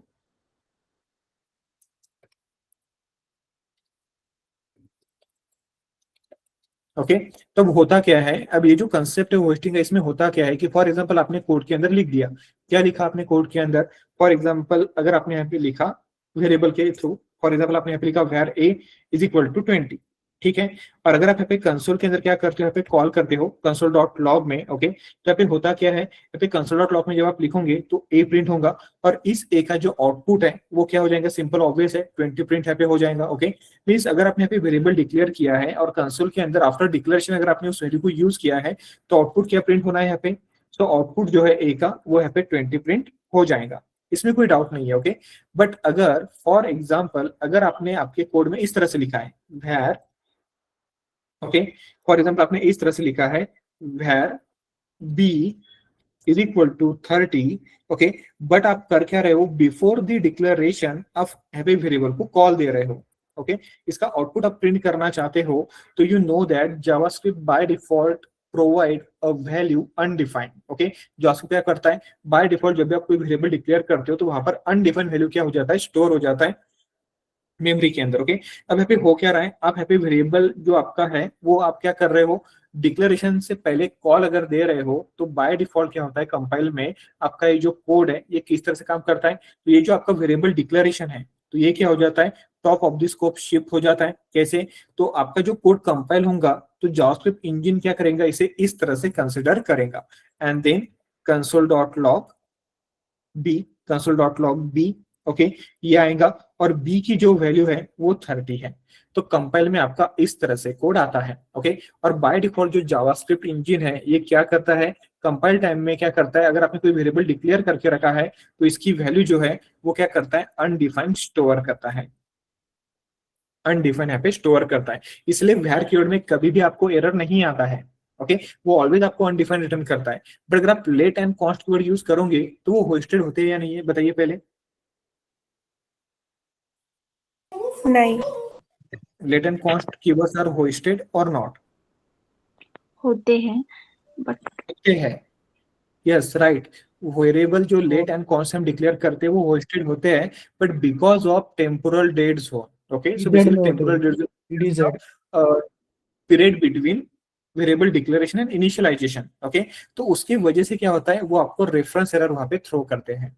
ओके तो इस तरह से आपका क्या करता है, जावास्क्रिप्ट इंजन काम करता है। सो अगर आपने यहाँ पे कोई फंक्शन, ओके अगर आपने यहाँ पे कोई फंक्शन क्रिएट करके अगर रखा है, ओके अगर आपने इस तरह से फंक्शन को कॉल करके रखा है, दिस इज योर फंक्शन, अब यहाँ पे कर क्या रहे हो, आप यहाँ पे फंक्शन डिक्लेरेशन से पहले फंक्शन कॉल कर रहे हो। ओके फंक्शन डिक्लेरेशन से पहले क्या हो रहा है, यहाँ पे आपका फंक्शन कॉल हो रहा है। ओके बट एक्चुअल में जब आपका कोड एग्जीक्यूट होता है, ओके एक्चुअल में जब आपका कोड यहाँ पे कंपाइल होता है तो कंपाइल में क्या होता है, ओके ये जो आपका पूरा फंक्शन डिक्लेरेशन है, ये जो पूरा आपका फंक्शन डिक्लेरेशन है ये क्या हो जाता है, ये पूरा का पूरा क्या हो जाता है, आपका शिफ्ट हो जाता है।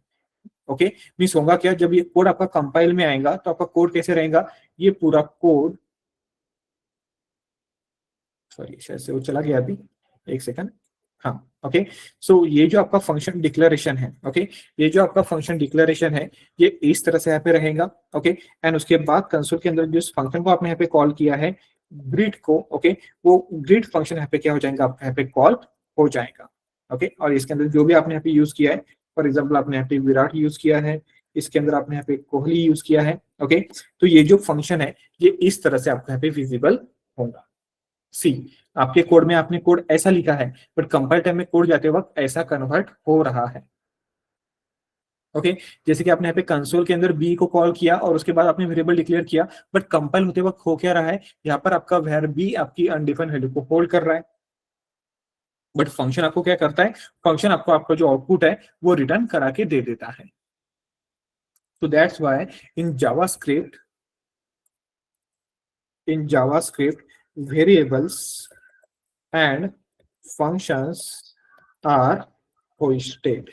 ओके इसलिए जावास्क्रिप्ट का एक डिफॉल्ट बिहेवियर है कि वो वेरिएबल एंड फंक्शंस को क्या करता है, होस्टेड करता है। और होस्टेड का मीनिंग क्या होता है, so in JavaScript hoisted is a concept in which your the declaration of your variable and function shift to the top of their containing scope, और उसके वजह से क्या होता है, आपको आउटपुट यहाँ पे विजिबल हो जाता है।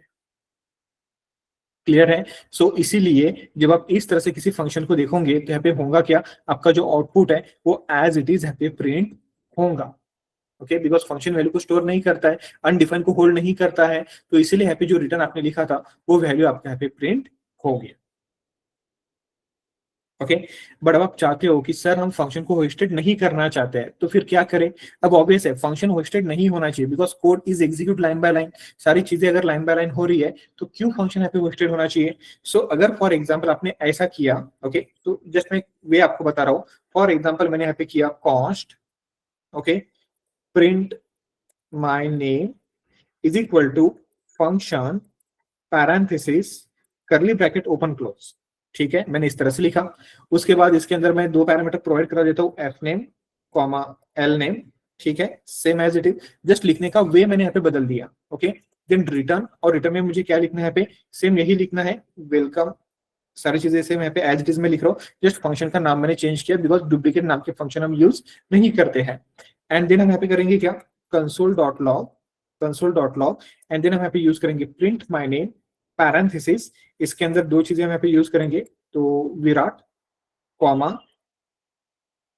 कोहली, ठीक है। सो अगर हम यहाँ पे पेज को रिफ्रेश करते हैं, पेज को अगर हम यहाँ पे रिफ्रेश करेंगे तो देखिए सेम आपका आउटपुट यहाँ पे विजिबल हो गया, सेम आउटपुट आपको यहाँ पे विजिबल हो रहा है। ओके, सो अब अगर मैं इस कंसोल को ऐसे कट करता हूं और अगर मैं बिफोर द डिक्लेरेशन इसको अगर मैं यूज करता हूं और अगर हम यहाँ पे पेज को रिफ्रेश करते हैं तो देन सी आपको डायरेक्टली एरर आएगा, रेफरेंस एरर। डायरेक्टली क्या आ गया आपके यहाँ पे? रेफरेंस एरर आ गया। सो जब हम क्या करते थे, means before the ES6 version और बिफोर दी, ओके, सो आपका ES6 वर्जन था तो एरो फंक्शन से पहले हम क्या करते थे? इस तरह से फंक्शन एक्सप्रेशन लिखते थे। फंक्शन एक्सप्रेशन मींस कैसे? कि किसी एक फंक्शन को डिक्लेयर करके उस फंक्शन को अपने वेरिएबल में स्टोर किया, that is called function expression. Okay, और अगर मैं उस फंक्शन एक्सप्रेशन को यहाँ पे यूज करूंगा तो सिंपल आपका जो आउटपुट है वो आपको यहाँ पे डायरेक्टली विजिबल हो जाएगा। बट अगर आपने इस फंक्शन को बिफोर द डिक्लेरेशन अगर आपने यहाँ पे यूज किया तो आपका जो आउटपुट है वो रेफरेंस एरर में कन्वर्ट हो जाएगा। अब आप बोलोगे सर यहाँ पे कॉन्स्ट लिखा है आपने, चलो लेट लिख के देखो। अगर मैं यहाँ पे लेट भी यूज करता हूँ, पेज को मैं रिफ्रेश करता हूँ, सी आपको फिर से रेफरेंस एरर आ रहा है। अब बट अगर मुझे बताइए अगर मैं लेट की जगह पे वैर यूज करूँ तो क्या लगता है? आउटपुट प्रिंट होगा? विराट कोहली। यस, प्रिंट होगा? एरर आएगा। प्रिंट होगा। ओके, ठीक है, प्रिंट होगा। पेज को रिफ्रेश करके देखते हैं। जैसे मैं पे पेज को रिफ्रेश करेंगे तो डायरेक्टली क्या होगा? आपको यहाँ पे एरर आएगा। ओके, और यहाँ पे क्या आ रहा है? Print my name is not a function. Okay, मैंने यहाँ पे किया क्या? सिंपल यहाँ पे मैंने वैर यूज किया। ओके, और आपको यहाँ पे डायरेक्टली टाइप एरर लिख के आ रहा है, print my name is not a function. तो जब आप वैर कीवर्ड यूज करते हो तो वो आपका फंक्शन नहीं होता है, दैट्स व्हाई वो आपको एरर दे रहा है। बट अगर फॉर एग्जांपल आप इसी कंसोल को यहाँ पे अगर यूज करोगे और पेज को रिफ्रेश करोगे तो आपको आउटपुट मिल जाएगा। बट यही जब आप क्या कर रहे हो, इसको आप यहाँ पर प्रिंट कर रहे हो तो प्रॉब्लम क्या हो रहा है? आप कॉल किसे दे रहे हो? Print my name. ओके, वैर कीवर्ड क्या हो रहा है यहाँ पे? होस्टेड तो हो रहा है बट वैर एक वेरिएबल होना चाहिए। यहाँ पे आपका जब कंपाइल में जा रहा है तो कंपाइल में हो क्या रहा है? वैर print my name, means compilation का कोड मैं आपको यहाँ पे बता रहा हूँ, प्रिंट माय नेम, ये इस तरह से क्या हो रहा है? यहाँ पे कॉल हो रहा है। तो यू नो दैट ना कि यहाँ पे आप वेरिएबल डिक्लेरेशन जा सकता है, फंक्शन डिक्लेरेशन नहीं जा सकता है यहाँ पे। तो दैट्स व्हाई वो आपको यहाँ पे एरर क्या थ्रो कर रहा है? वो एरर थ्रो कर रहा है, print my name is not a function. So ये कंफ्यूजिंग होता है, थोड़ा सा कंफ्यूजिंग ही है। ओके, कि जब आप वैर यूज करते हो तो आपको लगता है कि वैर कीवर्ड है तो प्रिंट हो जाना चाहिए, बट वैर कीवर्ड सिर्फ वेरिएबल को यहाँ पे प्रिंट कर सकता है होस्टिंग के अंदर। वो सिर्फ वेरिएबल की वैल्यू को अनडिफाइंड सेट कर सकता है, फंक्शन को सेट नहीं कर सकता है, फंक्शन को सेट नहीं कर सकता है। ओके, मींस ये जो कोड है जो है ये अगर आपका कंपाइल में जाएगा तो ये कोड इस तरह से जाएगा, ये कोड आपका इस तरह से यहाँ पे कंपाइल के वक्त रन होगा। तो कंपाइल के वक्त जब आपका ये रन होगा तो मैंने कहा था कि ये जो फंक्शन है ये कभी भी अनडिफाइंड वैल्यू को होल्ड नहीं करता है, सिर्फ वेरिएबल होल्ड करता है, ये होल्ड कर सकता है। बट जब पैरेंथेसिस फंक्शन हो जाता है तब वो अनडिफाइंड को होल्ड नहीं करता है। सो दैट्स व्हाई वहां पर आपको टाइप एरर आपको यहाँ पे शो होगा। ओके, सो इस तरह से इंटरव्यू में आपको पूछा जा सकता है। बट अगर फॉर एग्जाम्पल आप वैर नहीं है, कॉन्स्ट है, तो एरर क्या आएगा आपके यहाँ पे? Type error, Reference syntax error, reference error आएगा, राइट। ओके, अगर आप लेट यूज करोगे तो भी आंसर क्या रहेगा? रेफरेंस एरर ही रहेगा। जस्ट वेयर में जो एरर है वो चेंज हो जाता है type error, because where hold function and function undefined value को होल्ड नहीं करता है, इसलिए वो आपको बताता है टाइप एरर कि आपने गलती से अपने फंक्शन को कॉल किया है, इट में भी वो वेरिएबल नेम हो सकता है। सो दैट्स व्हाई वो आपको इस तरह से शो करता है। बट यू नो दैट कि हम कभी वेयर यूज नहीं करते हैं, always let and const use करते हैं। Okay, so this is the error. तो यहाँ पर कॉल करने का जो रीजन है वो ये था कि वो आपको रेफरेंस एरर थ्रो करेगा। बट अगर आपने क्या किया, उसको आफ्टर डिक्लेरेशन कॉल किया, तो वो क्या करेगा, आपको सिंपल इस तरह से आपका डेटा पे प्रिंट करके दे देगा। चलिए, क्लियर है क्या, बताइए।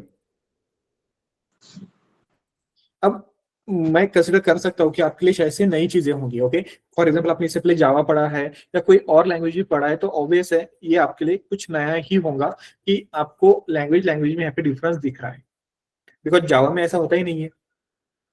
आफ्टर डिक्लेरेशन ही सारी चीजें हम यूज कर सकते हैं, तो इट में भी जावा में ऐसा होता ही नहीं है। बट ये जावास्क्रिप्ट है, और जावास्क्रिप्ट जब डेवलप की गई थी तब वैर कीवर्ड ही था, तो होस्टिंग था, तो उसी होस्टिंग को वहां से निकालने के लिए हम लेट एंड कॉन्स्ट को यूज करते हैं। सो इसलिए कभी भी वैर यूज करना ही नहीं है, लेट एंड कॉन्स्ट जैसे आपका रिक्वायरमेंट है कोड का, उसके हिसाब से आपको यूज करते आना चाहिए। सो वी नेवर यूज वैर कीवर्ड। क्लियर है क्या? Yes everyone? Yes, sir. Yes sir. Yes Yes, sir. Everyone? अगर नहीं समझ में आता है तो पूछिए, बिकॉज बेसिक है, ये क्लियर होना ही चाहिए। एज ए एक्सपीरियंस की बात कर रहा हूँ मैं, फ्रेशर में इतना आपको नहीं पूछेंगे, बट जब आप एक्सपीरियंस 3 ईयर 4 ईयर पे जाते हो, तब आपका पूरा बेसिक टेस्ट किया जाता है। कोई डायरेक्टली आपको ये नहीं बोलेगा कि मुझे कोड करके दिखाओ, आप मुझे थ्रॉटलिंग इंप्लीमेंट करके दिखाओ, मुझे आप डीबॉसिंग इंप्लीमेंट करके दिखाओ, डायरेक्टली आप मुझे कैप्चरिंग इंप्लीमेंट, ये नहीं बोलेगा आपको बेसिक से ही वहाँ पे पूछेगा कि ये क्या होता है, ये सारी चीजें क्या होती है, तो आपको क्लियर होना चाहिए। Basics of JavaScript is very important. चलिए, अब सिंपल सी बात है कि ये जो फंक्शन आपने लिखा, तो इस फंक्शन को हम क्या कहते हैं? इस फंक्शन को हम कहते हैं फंक्शन एक्सप्रेशन। ओके, तो मैं यहाँ पे कंसोल लिख देता हूं, just 1 minute.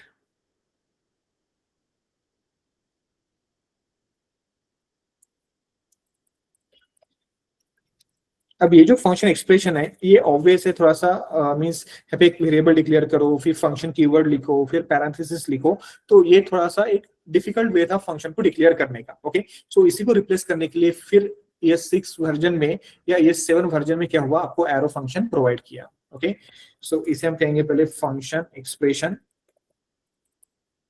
And function hosting, ये हमने यहाँ पे अंडरस्टैंड किया। ओके, चलिए, एंड देन हम अब डिस्कस करेंगे console.log, सॉरी console.war, एंड अब हम यहाँ पे डिस्कशन करेंगे एरो फंक्शन के बारे में। Okay, this is about your arrow function. ठीक है, अब एरो फंक्शन कैसे बनाया जाता है? ओके, सो ये जो फंक्शन एक्सप्रेशन है, ठीक है, ये जो फंक्शन एक्सप्रेशन है, इसी को हम एरो फंक्शन में कन्वर्ट कर सकते हैं। ओके, बट जस्ट मैं नाम यहाँ पे चेंज करता हूँ। ठीक है, सो वेरिएबल कीवर्ड आपको यूज करने हैं, then I am using const here, then यहाँ पे मैं लिख देता हूँ प्रिंट नेम नाम का एक फंक्शन है। ओके, अब हम यहाँ पे करेंगे क्या, instead of using function keyword, instead of using function keyword हम यहाँ पे करेंगे क्या, तो आपने कॉन्स्ट प्रिंट नेम यहाँ पे लिख दिया। ओके, देन उसके बाद हम यहाँ पे करेंगे क्या, तो हम यहाँ पे यूज करते हैं फैट एरो नोटेशन। ओके, जो आपने यहाँ पे लिखा है, तो यहाँ पर हम क्या यूज करते हैं, सिंपल आपको यहाँ पे एक एक्सप्रेशन यूज करना होता है या एक नोटेशन आपको यहाँ पे यूज करना होता है, जिसे हम कहते हैं फैट एरो नोटेशन। तो एरो फंक्शन में होता क्या है, ये वेरिएबल डिक्लेरेशन हो गया, इसके बाद हम प्रोवाइड करते हैं पैरेंथेसिस। यहाँ पे आपका जो फंक्शन कीवर्ड है ये ओमिट कर देते हैं या उसे स्किप कर देते हैं, एंड उसके बाद हम यहाँ पे एक नोटेशन यूज करते हैं जो है फैट एरो नोटेशन। ओके, और इस तरह से जब कोई फंक्शन बनाते हैं तो इसे हम कहते हैं एरो फंक्शन। देखिए अब दोनों में डिफरेंस क्या है। सो ये जो फंक्शन एक्सप्रेशन था, यहाँ पर आपको फंक्शन कीवर्ड वगैरह यूज करना पड़ता था, सो उसी को रिप्लेस करने के लिए फिर एक इजीएस्ट वे बनाने के लिए हमने क्या किया, एरो फंक्शन को डेवलप किया। एंड देन हमने किया this is your function name, then हमने यहाँ पे इक्वल टू प्रोवाइड किया, सेम यहाँ पर भी इक्वल टू है। जो फंक्शन कीवर्ड था उसे हमने ऐसे हटा दिया, और उसके आगे जो पैरेंथेसिस था वो हमने ले लिया, बिकॉज पैरेंथेसिस तो होना ही चाहिए, वही तो एक फंक्शन के लिए पैरामीटर डिफाइन करने का काम करता है। एंड देन उसके बाद हमने यहाँ पे एक नोटेशन यूज किया और इसे हम कहते हैं फैट एरो नोटेशन, और इसी की वजह से इस एक्सप्रेशन का या इस फंक्शन का नाम गिर गया एरो फंक्शन। एंड देन हम इस तरह से इसे यूज वगैरह कर सकते हैं। ओके, देन हम यहाँ पे यूज करेंगे रिटर्न। रिटर्न के अंदर सेम स्टेटमेंट मैं यहाँ पे प्रिंट कर रहा हूँ। ओके, देन यहाँ पे सेम लेंगे हम यहाँ पे F name and L name, दोनों पैरामीटर हम यहाँ पे यूज करेंगे। ठीक है, एंड जब हम फंक्शन को कॉल करेंगे कंसोल के अंदर, ठीक है, तो एज इट इज मैं यहाँ पे कॉल करता हूँ, कोई चेंज नहीं है, जस्ट मैंने यहाँ पे फंक्शन का नाम चेंज किया। पेज को रिफ्रेश करेंगे, देन सी सेम आउटपुट यहाँ पे प्रिंट हो गया। और ये जो एरो फंक्शन होते हैं ये भी होस्टेड नहीं होते हैं। अभी आपने देखा लेट एंड कॉन से अगर मैं किसी फंक्शन को यहाँ पे क्या करूंगा, यहाँ पे कॉल करूंगा बिफोर द डिक्लेरेशन, वो ऑलवेज आपको यहाँ पे रेफरेंस एरर थ्रो करेंगे। और अगर आप वैर कीवर्ड यूज करेंगे तो वो आपको टाइप एरर थ्रो करेगा, because function not hold undefined value. That's why variable ही क्या कर सकते हैं, जो आइडेंटिफायर है वही क्या कर सकते हैं, वहां पे अनडिफाइंड वैल्यू को होल्ड कर सकते हैं। ओके, सो अगर फॉर एग्जांपल मैंने इसको कॉपी किया है, से कट किया, और अगर मैंने यहाँ पे इसे कॉल किया तो डायरेक्टली आपको एरर आएगा, रेफरेंस एरर आ गया आपका रेफरेंस एरर। कॉन्स्ट को अगर मैं यहाँ पे चेंज कर देता हूँ वैर के साथ, अगर हम यहाँ पे पेज को रिफ्रेश करते हैं फिर से type error. Okay, so that's why ये यहाँ पर पॉसिबल नहीं है। और यही रीजन है कि हम क्या करते हैं, यहाँ पे ऑलवेज हम यहाँ पे एरो फंक्शन यूज करते हैं ताकि हमारा फंक्शन होस्टेड ना हो। ओके, सो एरो फंक्शन, और इसके बारे में यहाँ पे लिख देता हूँ नॉट होस्टेड। ये सारी चीज नोट्स में आपको मिल जाएंगी। ओके, इसका डिफरेंस भी मैं आपको एक्सप्लेन कर दूंगा। चलिए, क्लियर है क्या एरो फंक्शन के बारे में, ये पॉइंट यहाँ तक? Yes sir. सबको क्लियर है? सर कितने लोग बचे हैं? Yes sir. 70 में से सिर्फ 50 लोग बचे हैं। ठीक है, चलिए हो गया। देखिए ऑब्वियस है, थ्योरेटिकल कंसेप्ट है, लिटिल बिट ज्यादा ही थ्योरेटिकल कंसेप्ट है जावास्क्रिप्ट के अंदर, तो इट में भी आपको बोर वगैरह हो सकता है, बट इंपॉर्टेंट है। ओके, सो जो भी लोग सीरियस है वो तो कंटिन्यू करेंगे, बट जिनको भी बोर लगता है तो वो ऑब्वियसली लेफ्ट हो जाएंगे। ठीक है, बट ये हो गया आपका एरो फंक्शन। अब हम क्या करेंगे, कॉलबैक फंक्शन के बारे में पढ़ते हैं। चलिए, एंड देन हम स्टॉप करेंगे। अब इतना होने के बाद अब कॉलबैक फंक्शन किसे कहते हैं? सर एक ठीक है, डाउट। कोई बता सकता है? हाँ बोलिए। तो फंक्शन होस्टिंग हो जाने के बाद कॉलबैक फंक्शन आता ना लेक्चर में? हाँ यस, हाँ यस, फंक्शन होस्टिंग के बाद, राइट। अब बेसिकली क्या है ना कि आपके फंक्शन के टाइप तो हो चुके हैं। ओके, फंक्शन के टाइप कौन कौन से थे? एक ही फंक्शन था, नेम फंक्शन, और उसके अंदर पैरामीटराइज है, नॉन पैरामीटराइज, दो ही फंक्शन होते हैं। बट उसके बाद हुआ क्या, डेवलपर्स ने अलग अलग वे से फंक्शन को लिखना स्टार्ट किया, एंड देन उसके बाद हम क्या करते हैं, उनको प्रैक्टिकल यूसेज में इंडस्ट्री के अंदर या कंपनी के अंदर इन फंक्शन एक्सचेंज, इन फंक्शन सिंटैक्स को हम क्या करते हैं, यूज करते हैं। तो इसलिए हमने उसको अलग अलग नाम दे दिया। इसको हमने फंक्शन एक्सप्रेशन नाम दे दिया। ओके, बिकॉज फंक्शन को हमने किसी वेरिएबल में होल्ड किया है, इसलिए इसे कहते हैं फंक्शन एक्सप्रेशन। ओके, तो इसी फंक्शन एक्सप्रेशन का एक अपडेटेड वर्जन निकला, उसे हम कहते हैं एरो फंक्शन। इसमें क्या हुआ, जो फंक्शन कीवर्ड था वो रिप्लेस हो गया, इससे रिप्लेस हो गया, फैट एरो नोटेशन से वो रिप्लेस हो गया, तो इसलिए हम इसे कहते हैं एरो फंक्शन। और इसी एरो फंक्शन के बाद आया कॉलबैक फंक्शन। अब इस कॉलबैक फंक्शन को प्रीवियसली आप कहते थे नेमलेस फंक्शन। ओके, ये उसका प्रीवियस नाम था। ठीक है, या आप उसे कहते थे सिंपल एनोनिमस फंक्शन, जिसका कोई नाम नहीं होता है, तो ये होता है सिंपल कॉलबैक फंक्शन या नेमलेस फंक्शन। ओके, बट यहाँ पर भी इंपॉर्टेंट है कि नेमलेस फंक्शन कैसे यूज होता है और कॉलबैक फंक्शन कैसे यूज होता है। Okay, so basically callback function किसे कहते हैं? A function which is passed as an argument in another function. Okay, callback function किसे कहा जाता है? अ फंक्शन, जो आपका कॉलबैक फंक्शन है, इसका डेफिनेशन क्या है?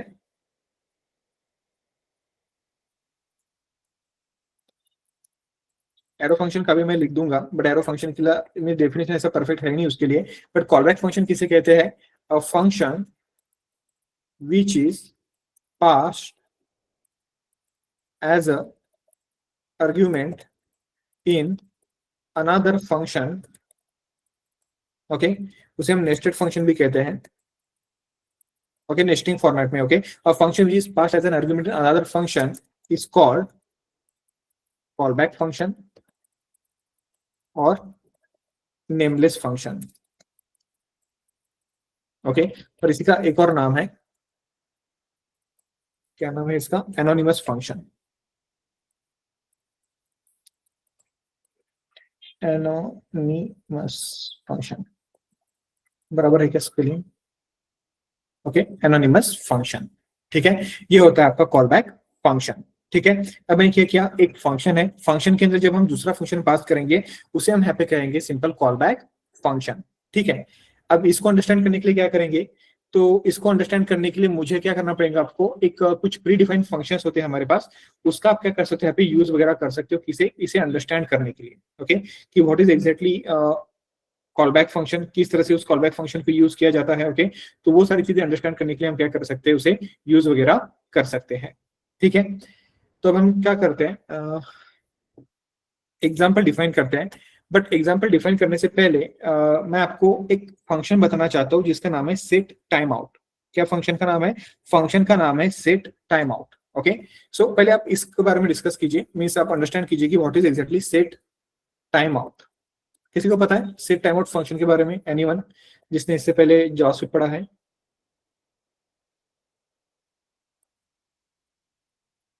सर वो टाइम सेट करते एक पर्टिकुलर टाइम के बाद फंक्शन स्टॉप हो जाता है सर एग्जीक्यूट। यस, मींस देखिए नाम में क्या लिखा है, सेट टाइम आउट, मींस एक स्पेसिफिक टाइम के बाद फंक्शन एग्जीक्यूशन होना चाहिए। क्या होना चाहिए, एक स्पेसिफिक टाइम के बाद आपका जो फंक्शन है वो क्या होना चाहिए, वहां पे एग्जीक्यूट होना चाहिए। तो set time out is a pre defined function, okay. अभी सेट टाइम आउट मैं आपको बाद में डिटेल में एक्सप्लेन करूंगा, जस्ट फिलहाल मुझे इसकी जरूरत है यहाँ पर आपको एक्सप्लेन करने के लिए, दैट्स व्हाई मैं यहाँ पे इसे यूज कर रहा हूँ, okay. So basically set time out is a part of web API, okay. ये जावास्क्रिप्ट का पार्ट नहीं है, एक वेब एपीआई का पार्ट है, ओके। और एक स्पेसिफिक टाइम एग्जीक्यूट होने के बाद क्या करते हैं, एक स्पेसिफिक टाइम एंड होने के बाद फंक्शन को एग्जीक्यूट करते हैं, इसलिए नाम में लिखा है सेट टाइम आउट। अभी सेट टाइम आउट का सिंटैक्स क्या होता है, so basically set time out जो फंक्शन है, understanding of set time out function, okay, this is a important function और काफी ज्यादा हम इसे यूज करते हैं, ठीक है।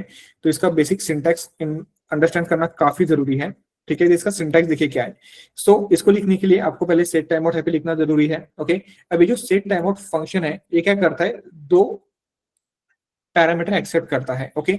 एक होता है फंक्शन, एक होता है टाइमर, ओके। मींस ये क्या करता है, सेट टाइम आउट क्या करता है, एक नेस्टेड फंक्शन को यूज करता है, ओके। सो इसके दो पैरामीटर है, एक है फंक्शन और एक है यहाँ पे टाइमर, ओके। सो हमको क्या करना है, इस सेट टाइम आउट के अंदर एक फंक्शन को हमको यहाँ पे पास करना है, ठीक है। तो उसका पहले मैं आपको एक बेसिक सा एग्जांपल बता देता हूँ, ठीक है। तो अगर फॉर एग्जांपल मैंने यहाँ पे यूज किया set time out, okay, then इसके अंदर आपको एक फंक्शन बनाना है, ओके। एक फंक्शन आपको यहाँ पे बनाना जरूरी है। तो फंक्शन हमने इस तरह से बनाया, function parenthesis curly bracket open close, okay. So जब हम फंक्शन कीवर्ड यूज करते हैं और फंक्शन कीवर्ड यूज करते वक्त मैंने यहाँ पे कोई फंक्शन नेम यूज नहीं किया तो उसे ही हम क्या कहते हैं, नेमलेस फंक्शन कहते हैं। तो देखिए set time out is a pre defined function और इस फंक्शन के अंदर मैं फिर से फंक्शन को पास कर रहा हूँ तो वो क्या हो गया, नेस्टेड फंक्शन, और इसी नेस्टेड फंक्शन को हम कहते हैं नेमलेस फंक्शन, ओके। और आप इसे कह सकते हो एनोनिमस फंक्शन। कॉमा प्रोवाइड करने के बाद आपने पे टाइमर प्रोवाइड करना जरूरी होता है, ओके। देन हम यहाँ पे टाइमर को प्रोवाइड करेंगे, ओके। देन यहाँ पे टाइमर जो होता है, ओके, तो वो टाइमर आपका होता है यहाँ पे मिली सेकंड के अंदर, ओके।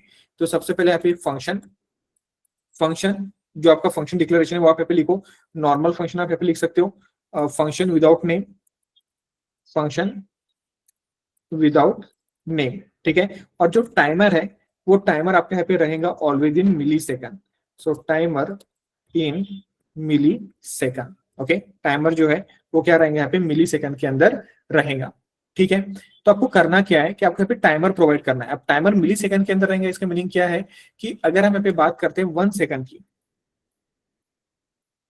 ओके, 1 सेकंड की अगर हम यहाँ पे बात करते हैं तो 1 सेकंड इज इक्वल टू होता है 100 मिली सेकंड, सॉरी 1000 मिली सेकंड।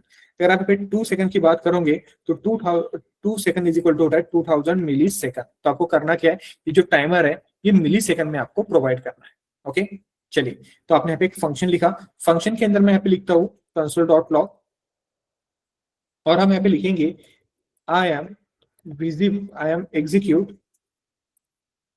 After 5 second. मैंने यहाँ पे बोल दिया कि आपको विजिबल होना है या एग्जीक्यूट होना है 5 सेकंड के बाद, ओके। और यहाँ पे 5 सेकंड है तो मैंने यहाँ पे प्रोवाइड करा दिया 5000, ठीक है, पेज को मैं रिफ्रेश करता हूँ। जैसे हम यहाँ पे पेज को रिफ्रेश करेंगे देन सी अभी आपको मैसेज विजिबल नहीं होगा, बट जैसे ही 5 सेकंड यहाँ पे हो जाएंगे ऑटोमेटिक जो मैसेज है वो आपको यहाँ पे विजिबल हो जाएगा। See and execute after 5 second. For example मैंने यहाँ पे उसके ऊपर फंक्शन क्रिएट किया, set time out parenthesis, then I am using function parenthesis curly bracket open close. ठीक है, और अगर मैं यहाँ पे क्या करता हूँ, फंक्शन को एग्जीक्यूट होना है 1 सेकंड के बाद, तो मैंने यहाँ पे इस तरह से लिख दिया। ओके, और कंसोल में हम क्या करेंगे, इस तरह से लिख देंगे I am execute after 1 second. Okay, और फॉर एग्जाम्पल मैं क्या करता हूँ, इस तरह से फंक्शन बना लेता हूँ। सो फॉर एग्जाम्पल इसके अंदर मैं 2 सेकंड प्रोवाइड करा देता हूँ, ये 2 सेकंड के बाद एग्जीक्यूट होगा। ओके, ये 3 सेकंड के बाद एग्जीक्यूट होगा, so this function execute after 3 second. Okay, for example ये 4 सेकंड के बाद एग्जीक्यूट होगा, फिर मैं यहाँ पे लिख देता हूँ 4 सेकंड। अब सी आपको आउटपुट कैसे मिलेगा। ओके, मैंने यहाँ पे कितने फंक्शन कॉल किए, मैंने यहाँ पे टोटल 5 फंक्शन कॉल किए और हर एक फंक्शन के अंदर जो टाइमर है वो अलग अलग है। और यहाँ पर जो मैंने फंक्शन डिफाइन किया है, ये जो फंक्शन है इस फंक्शन को कोई नाम नहीं है, इसलिए इसे कहते हैं नेमलेस फंक्शन या एनोनिमस फंक्शन। और ये फंक्शन कब एग्जीक्यूट होगा, after 4 second, after 3 second, after 2 second. तो जब हम पेज को रिफ्रेश करेंगे देन सी सबसे पहला फंक्शन 1 सेकंड के बाद, उसके बाद दूसरा second, then third second, fourth and fifth. तो इस तरह से सेट टाइम आउट क्या करता है, फंक्शन को एग्जीक्यूट करता है after this specific period of time. This is called set time out. चलिए, ये क्लियर है क्या, पहले बताइए। Yes everyone? Yes sir, clear. अभी फंक्शन आपको बताने का रीजन क्या था, बिकॉज हमेशा एक डेवलपर को डाउट होता है कि कब हम नेमलेस फंक्शन यूज करें, कब हम कॉल बैक फंक्शन यूज करें। इसलिए मुझे क्या करना पड़ा, आपको इस सेट टाइम आउट फंक्शन का एग्जांपल देना पड़ा। Okay, so set time out simple सी बात है, कोड को एग्जीक्यूट करता है after specific period of time. ठीक है, तो इसे फिलहाल मैं कमेंट कर देता हूँ, तो आपको पता चल गया कि एक स्पेसिफिक पीरियड ऑफ टाइम हम फंक्शन पे एग्जीक्यूट यहाँ पे कर सकते हैं। चलिए, तो हम करेंगे क्या, एक ऑब्जेक्ट मैं क्रिएट करता हूँ। So I am creating one object const employ is equal to curly bracket open close. यहाँ पे मैं एम्प्लॉय का नाम लिखता हूँ, सो फुल नेम मैंने यहाँ पे यूज किया। ओके, एंड फुल नेम के अंदर मैं यहाँ पे लिख देता हूँ रोहित शर्मा। अब ऑब्जेक्ट है तो ऑब्जेक्ट के अंदर कोलन यूज किया जाता है। ठीक है, तो एक ऑब्जेक्ट मैंने क्रिएट किया और इस ऑब्जेक्ट जो क्रिएट किया हमने, इसका नाम है simple object literal method, then full name and Rohit Sharma मैंने यहाँ पे यूज किया। अब हम करेंगे क्या, सिंपल सी बात है। ओके, मुझे क्या करना है, एक फंक्शन क्रिएट करना है। I want to create one function. ठीक है, और यहाँ पे फंक्शन मैं बनाना चाहता हूँ, तो फंक्शन को मैं कुछ नाम देता हूँ, कॉल एम्प्लॉय। एक काम करते हैं, बेटर है स्टूडेंट का बनाता हूँ, मीन्स एग्जाम्पल भी मुझे लिखने में आसान हो जाएगा थोड़ा। तो स्टूडेंट्स नाम का मेरा एक एग्जाम्पल है, स्टूडेंट का नाम है Rohit Sharma. Okay, and then for example क्या है ना, स्टूडेंट का एग्जाम है। ओके, तो मैं यहाँ पे एक फंक्शन क्रिएट करता हूँ,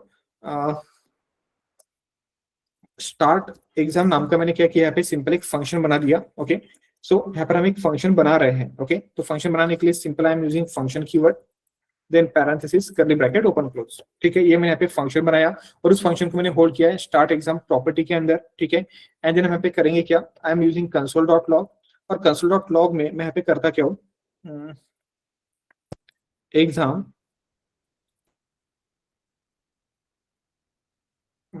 स्टूडेंट नेम। ओके, सो हम यहाँ पे लिख देते हैं एग्जाम स्टार्ट फॉर।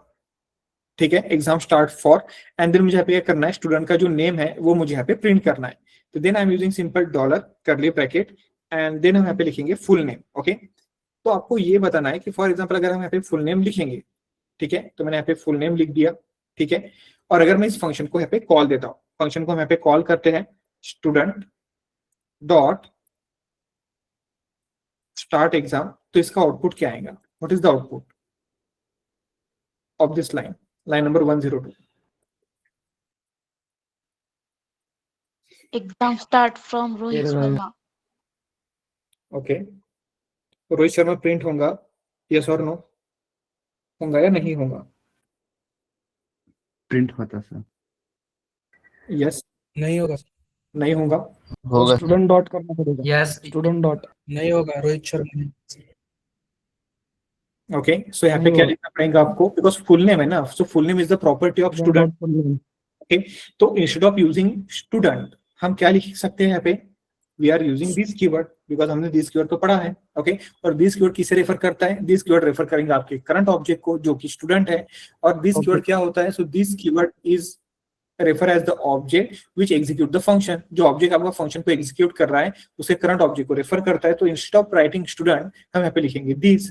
और अगर हम यहाँ पे पेज को रिफ्रेश करते हैं तो सी आपको यहाँ पे आपका जो आउटपुट है वो आपको डायरेक्टली यहाँ पे विजिबल हो गया। ओके, यहाँ तक क्लियर है? Yes everyone? Yes sir, clear. Okay, चलिए अब हम करते क्या है। ओके, अब इसके अंदर मैं एक और प्रॉपर्टी क्रिएट करता हूँ। ठीक है, फॉर एग्जांपल मैंने यहाँ पे लिख दिया सब्जेक्ट। क्या लिखा हमने यहाँ पे? सब्जेक्ट। एंड सब्जेक्ट के अंदर मैं करूंगा क्या, यहाँ पे सब्जेक्ट लिख देता हूँ, एक रैंडम सब्जेक्ट लिख देते हैं, फॉर एग्जांपल जावास्क्रिप्ट। ठीक है, सो यहाँ पे कंसोल है, कंसोल डॉट लॉग के अंदर लिखा है exam start for full name. Okay, and then यहाँ पे सब्जेक्ट नेम प्रिंट होना चाहिए, so dollar curly bracket and subject name यहाँ पे प्रिंट करने के लिए फिर से this dot SUB। Okay, this dot SUB हमने यहाँ पे इस तरह से लिख दिया। ओके, तो पेज को रिफ्रेश करेंगे तो ये एज इट इज आपका यहाँ पे प्रॉपरली काम कर रहा है।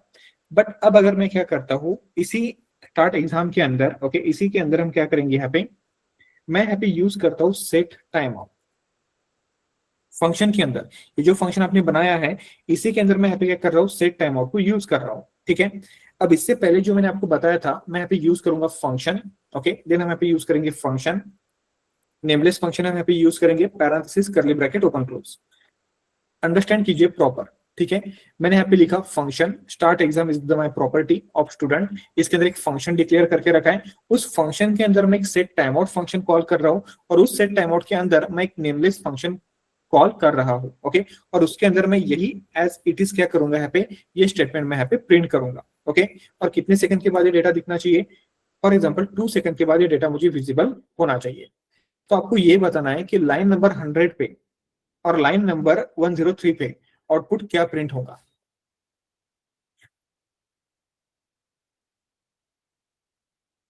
What is the output?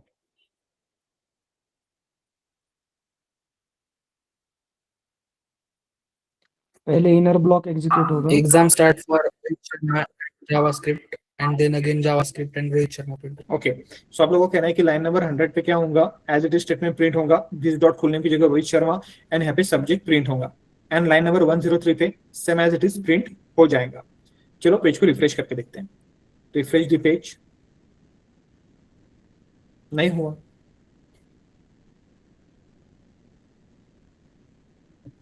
Undefine undefine आ गया। सो सेट टाइम आउट के अंदर जब मैंने नॉर्मल फंक्शन यहाँ पे यूज किया तो this dot full name and this dot subject ने आपके पेरेंट ऑब्जेक्ट की जो प्रॉपर्टीज है उन्हें एक्सेस नहीं किया। बट अगर मैं सेम फंक्शन क्रिएट करता हूँ, ओके, सेम फंक्शन में यहाँ पे फिर से डिफाइन करता हूँ। अब ध्यान देना, सेम फंक्शन में यहाँ पे डिफाइन कर रहा हूँ। अब इसके अंदर instead of writing function keyword, अगर मैं यहाँ पे पैरेंथेसिस, फैट एरो नोटेशन, करली ब्रैकेट ओपन क्लोज अगर मैं यूज करता हूँ, ओके, जो एरो फंक्शन का जो सिंटैक्स था उसी को अगर हम किसी और फंक्शन के अंदर यूज करते हैं तो बेसिकली उसे हम कहते हैं callback function. Okay, and then मैं यहाँ पे टाइमर सेमी प्रोवाइड करता हूँ। ठीक है, और एज इट इज जो स्टेटमेंट है वो मैं यहाँ पे कॉल देता हूँ, एज इट इज स्टेटमेंट मैं यहाँ पे कॉल देता हूँ। अब अगर हम यहाँ पे पेज को रिफ्रेश करेंगे, देखते हैं क्या होता है। देन सी अब प्रिंट हो गया Rohit Sharma in JavaScript.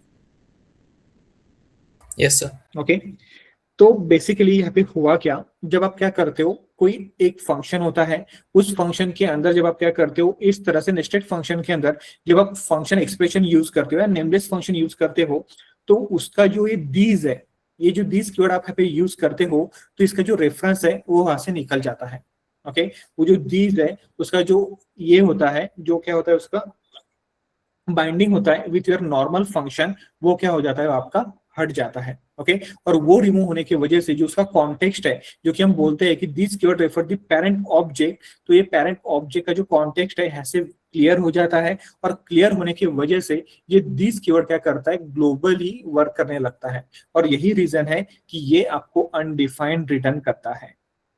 Okay, means जब आप क्या करते हो, जब आप ऑब्जेक्ट डिफाइन करते हो, ऑब्जेक्ट के अंदर जब आपका एक फंक्शन है और उस फंक्शन के अंदर अगर आपने क्या करके रखा है, नेस्टेड फॉर्मेट में इस तरह से फंक्शन कीवर्ड यूज करके फंक्शन को डिफाइन करके रखा है, तो वहां पर जो दिस कीवर्ड का कॉन्टेक्स्ट होता है, दिस कीवर्ड की जो वैल्यू होती है वो वैल्यू वहां से वैनिश हो जाती है। ओके मीन्स उसका जो कनेक्शन होता है स्टूडेंट के साथ वो हट जाता है, वो कंटिन्यू नहीं कर पाता है उस रिलेशनशिप को। ओके बट अगर मैं यहाँ पे कॉल बैक फंक्शन यूज करता हूँ तो कॉल बैक फंक्शन जो होता है, या इसे आप एरो फंक्शन नोटेशन यूज करते हो, तो यहाँ पर जो दिस कीवर्ड का जो कॉन्टेक्स्ट होता है, वो जो रिलेशन होता है वो स्टिल मेंटेन करके रखता है। और इसीलिए यहाँ पर दिस कीवर्ड क्या करता है, यहाँ पे आपके स्टूडेंट को अभी भी रेफर कर रहा है, पर यहाँ पर जो दिस कीवर्ड है, देखिए जब हम यहाँ पे दिस कीवर्ड को लेके आते हैं तो ये स्टिल आपको एनी प्रोवाइड कर रहा है। एक्चुअली में दिस कीवर्ड ने क्या प्रोवाइड करना चाहिए था आपको, इस तरह से आपका यहाँ पे पेरेंट ऑब्जेक्ट रेफर करना चाहिए था, but because of that nesting उसने जो दिस का जो कॉन्टेक्स्ट है वो उसने क्या कर दिया, क्लियर कर दिया, और इसीलिए दिस कीवर्ड आपकी वैल्यू प्रिंट नहीं कर पा रहा है। ओके बट जब हम एरो फंक्शन यूज करते हैं, इस तरह से कॉल बैक फंक्शन यूज करते हैं, तो वहां पर जो दिस का कॉन्टेक्स्ट होता है वो वहां पे मेंटेन रहता है, उस रिलेशनशिप को कंटिन्यू रखता है, और उसी की वजह से यहाँ पे क्या होता है, आपका जो दिस है वो वैल्यू को प्रिंट कर लेता है। ओके तो यहाँ पर इश्यू क्या आता है, यहाँ पे जब आप दिस कीवर्ड यूज करते हो तो दिस कीवर्ड, जो दिस कीवर्ड है, so this keyword forgets, okay forgets parent object.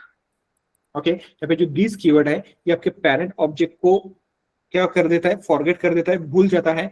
और ये जो दिस कीवर्ड है, so now this keyword work globally, so this keyword become global object, तो एक ग्लोबल ऑब्जेक्ट बन जाता है। ओके और ग्लोबल ऑब्जेक्ट बनता है मींस वो विंडो आपको रिटर्न करता है, बट यहाँ पे आपने कंसोल लगा के रखा है, that's why instead of returning window वो आपको अनडिफाइंड यहाँ पे रिटर्न करता है, जो कि बाय डिफॉल्ट वैल्यू होती है। ओके बट जब हम इस तरह से कॉल बैक फंक्शन यूज करते हैं, इस तरह से हम ये नोटेशन यूज करते हैं, तो यहाँ पे होता क्या है, तो वो जो आपका कॉन्टेक्स्ट होता है, जो दिस कीवर्ड का कॉन्टेक्स्ट होता है, वो स्टिल क्या करता है, स्टूडेंट से प्रॉपर्टीज को इनहेरिट करता है। ओके स्टूडेंट की प्रॉपर्टी को क्या कर रहा है, ये दिस कीवर्ड इनहेरिट कर रहा है, इसलिए स्टिल अभी भी आपकी वैल्यूज को एक्सेस कर पा रहा है। Okay, so this keyword inherits the properties of parent object. Okay, so इसलिए जब भी आप कुछ भी कॉलबैक फंक्शंस लिखते हो, जब भी आप नेस्टेड फॉर्मेट में फंक्शंस लिखते हो, तो हम कभी भी क्या नहीं करते हैं, इस तरह से फंक्शन को डिफाइन नहीं करते हैं। Instead of writing nameless function और anonymous function, we are using arrow function syntax, या इसे आप क्या कह सकते हो, कॉलबैक फंक्शन भी कह सकते हो। ओके बिकॉज नोटेशन वही है, जस्ट यहाँ पे फंक्शन में अवेलेबल नहीं है, इसलिए इसको नाम गिर गया कॉलबैक फंक्शन। और यही एक डिफरेंस है नॉर्मल फंक्शन में एंड एरो फंक्शन में। ओके कि यहाँ पे जो दिस का कॉन्टेक्स्ट है वो खत्म हो जाता है, और वो जो दिस कीवर्ड है वो ग्लोबली बिहेव करने लगता है। बट जब आप कॉलबैक फंक्शन इस तरह से यूज करते हो with the help of arrow notation, तो वहां पर जो कॉन्टेक्स्ट होता है दिस कीवर्ड का, वो स्टिल आपकी प्रॉपर्टीज को क्या करता है, इनहेरिट करता है। तो this is called callback function. अब अगर किसी को ये एग्जांपल समझ में ना आए तो पहले पूछिए। ये एग्जांपल मुझे नहीं लगता कि आपको कई बार यूट्यूब वगैरह मिलेगा। ओके सो जो भी मैं यहाँ पे कंटेंट पढ़ा रहा हूँ, आपने अगर इतना भी कंटेंट कर लिया तो आप कोई भी इंटरव्यू क्रैक कर सकते हो। आपको यूट्यूब पे वगैरह जाने की कोई जरूरत नहीं है, जस्ट इतना आपको यहाँ पे अंडरस्टैंड करना है कि एग्जैक्टली वर्क कैसे हो रहा है। चलिए अब कोई डाउट हो तो पहले पूछिए, बस यहाँ पर ही एंड करना था मुझे आज, और वो टॉपिक हमने यहाँ पे कंप्लीट किया है। और this topic is very very important, because आगे चल के जब हम क्या करते हैं, रिएक्ट वगैरह पढ़ेंगे, तो वहां पर हम मोस्टली कॉलबैक फंक्शन को यूज करते हैं। हम कभी भी इस तरह से फंक्शन डिफाइन नहीं करते हैं नेस्टेड फॉर्मेट के अंदर। ऑलवेज नेस्टिंग के लिए हम क्या करते हैं, इस तरह से कॉलबैक फंक्शन को यूज करते हैं, ताकि अगर ऑब्जेक्ट के अंदर भी अगर आपने कोई मेथड डिफाइन अगर की है, फॉर एग्जाम्पल क्लास कीवर्ड है, क्लास कीवर्ड के अंदर भी अगर आपने कोई मेथड डिफाइन की है, तो वहां पर भी क्या होना चाहिए, वहां पर भी आपका जो दिस का कॉन्टेक्स्ट है वो आपके पेरेंट ऑब्जेक्ट को ही रेफर करना चाहिए। बट अगर गलती से आपने किसी नेस्टिंग फॉर्मेट के अंदर फंक्शन कीवर्ड के साथ या नॉर्मल फंक्शन के साथ अगर आपने फंक्शन डिक्लेयर कर दिया, तो प्रॉब्लम क्या हो जाएगी, उसका जो दिस का कॉन्टेक्स्ट है वो वहां से हट जाएगा, और वो as a global keyword work करने लगेगा। इसलिए जब आप दिस के पास जाते हो तो ये आपको एनी रिटर्न करता है, और इस दिस के पास जब मैं आता हूं तो ये मुझे स्टिल क्या रिटर्न कर रहा है, मेरा पेरेंट ऑब्जेक्ट रिटर्न कर रहा है। क्लियर है? Yes everyone? Yes, sir. Clear. Okay, so basically normal function के अंदर जो दीज होता है वो डायनामिकली चेंज होता है, बट ये जो एरो फंक्शन है, एरो फंक्शन के अंदर जो दीज है ये लेक्सिकली क्या करता है, वर्क करता है। लेक्सिकली वर्क करता है मींस क्या करता है, अगर उसको खुद के स्कोप के अंदर खुद की वैल्यू नहीं मिली तो वो खुद का स्कोप छोड़ के क्या करता है, आउटर साइड के स्कोप के अंदर वैल्यू को फाइंड करना स्टार्ट करता है। ओके, तो इसी हम कहते हैं lexical behaviour. Okay, that is called lexical scoping. ठीक है, फॉर एग्जांपल अगर मैं यहाँ पे कोई फंक्शन डिक्लेयर करता हूँ, ओके, फॉर एग्जांपल मैंने यहाँ पे यूज किया एक फंक्शन लेक्सिकल स्कोप नाम का एक फंक्शन मैंने यहाँ पे डिफाइन किया। ओके, और फॉर एग्जांपल अगर मैंने यहाँ पे यूज किया let a is equal to 20, ठीक है, एंड देन मैं यहाँ पे क्या कर रहा हूँ, सिंपल यहाँ पे let a is equal to 20 मैंने यहाँ पे डिफाइन करके रखा है। देन मैं यहाँ पे एक और फंक्शन क्रिएट कर रहा हूँ, parenthesis curly bracket open close, ठीक है, एक सेकंड। ओके, और अगर फॉर एग्जांपल हम यहाँ पे लिखते हैं कंसोल के अंदर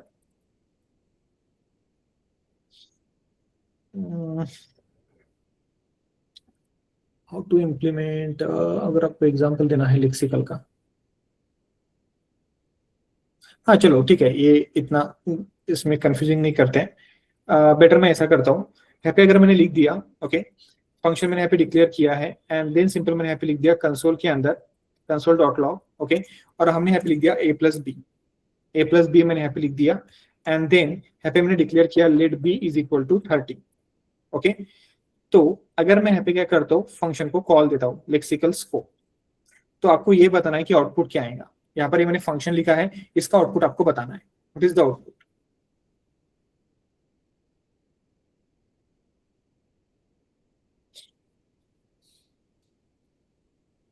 चलो बताइए आउटपुट क्या आएगा उसका। चलिए इसका आउटपुट बताना है जस्ट आपको। Let a is equal to 20, scope मैंने ओपन किया, let b is equal to 30, console dot log के अंदर a प्लस बी लिख दिया, फंक्शन को मैंने कॉल कर दिया, कोई पैरामीटर नहीं है, कोई आर्गुमेंट नहीं है, नॉर्मल फंक्शन है। What is the output that function.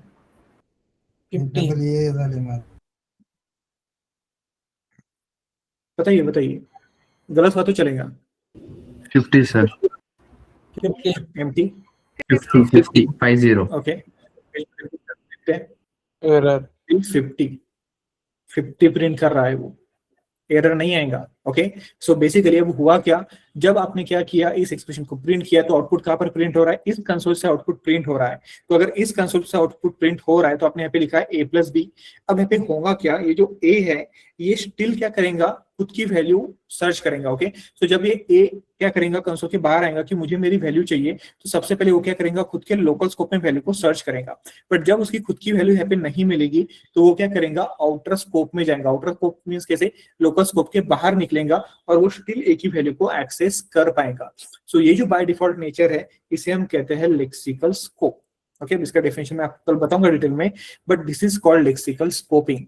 सो जब कोई वेरिएबल खुद के स्कोप के अंदर वैल्यू को सर्च नहीं कर पाता है और वो आउटसाइड द स्कोप जाके वैल्यू को सर्च करने का ट्राई करता है, so that behaviour called lexical scoping. Okay, और यहाँ पर आपका जो दिस कीवर्ड है यहाँ पे जो है वो वही कर रहा है कि वो पहले खुद के स्कोप में वैल्यू को सर्च कर रहा था बट उसको वैल्यू नहीं मिली, तो वो क्या करने लगा, वो उस वैल्यू को आपके पेरेंट से इनहेरिट करने लगा। सो जब कोई वेरिएबल पेरेंट से वैल्यू को इनहेरिट करता है तो वो होता है लेक्सिकली स्कोप। ओके, और उसे हम क्या कहते हैं, लेक्सिकल स्कोप कहते हैं। सो नॉर्मल फंक्शन के अंदर, ओके, सो नॉर्मल फंक्शन के अंदर जो आपका ये होता है, दिस कीवर्ड होता है, so this is dynamic. Okay, और जब आप एरो फंक्शन यूज करते हो, एरो फंक्शन मींस वो नोटेशन जब आप यूज करते हो तो उसका जो बिहेवियर हो जाता है वो है दिस इज लेक्सिकल। ओके, और लेक्सिकल का मीनिंग क्या होता है, the variable that forget their local scope. Okay, वो खुद के लोकल स्कोप को भूल जाएगा एंड उसके बाद अगर वो पेरेंट स्कोप में जाता है और पेरेंट स्कोप में अगर क्या करता है, उस वैल्यू को सर्च करता है, तो जो डिफॉल्ट नेचर होता है जावास्क्रिप्ट का उसे हम कहते हैं लेक्सिकल स्कोप। ठीक है, ये लगा तो मैं इसके आपको एक दो और एग्जांपल दूंगा कि लेक्सिकल स्कोपिंग के। ओके, बट स्टिल ये दिस कीवर्ड क्या करता है, स्टिल आपके पेरेंट की प्रॉपर्टीज को इनहेरिट कर रहा है, that is called lexical scope. हाँ यस सर, ये लेक्सिकल स्कोप में सिर्फ फंक्शन के अंदर ही वो सर्च करता है ना, मतलब yes yes, inside the function only, inside the function. Okay, अब बेसिकली कंसेप्ट है क्लोजर का। ओके, बट वो क्लोजर में अभी आपको बताना नहीं चाहूंगा बिकॉज आपको बहुत कंफ्यूजन हो जाएगा। सो क्लोजर के कंसेप्ट में लेक्सिकल का कंसेप्ट आता है। अगर आपको याद होगा किसी को, तो मैंने क्वेश्चन दिया था एमसीक्यू में, वो उसी के रिलेटेड था। एक सेकंड, टेस्ट मैंने दिया था ना आपको, एक सेकंड देखते हैं पे टेस्ट है क्या। Yes sir.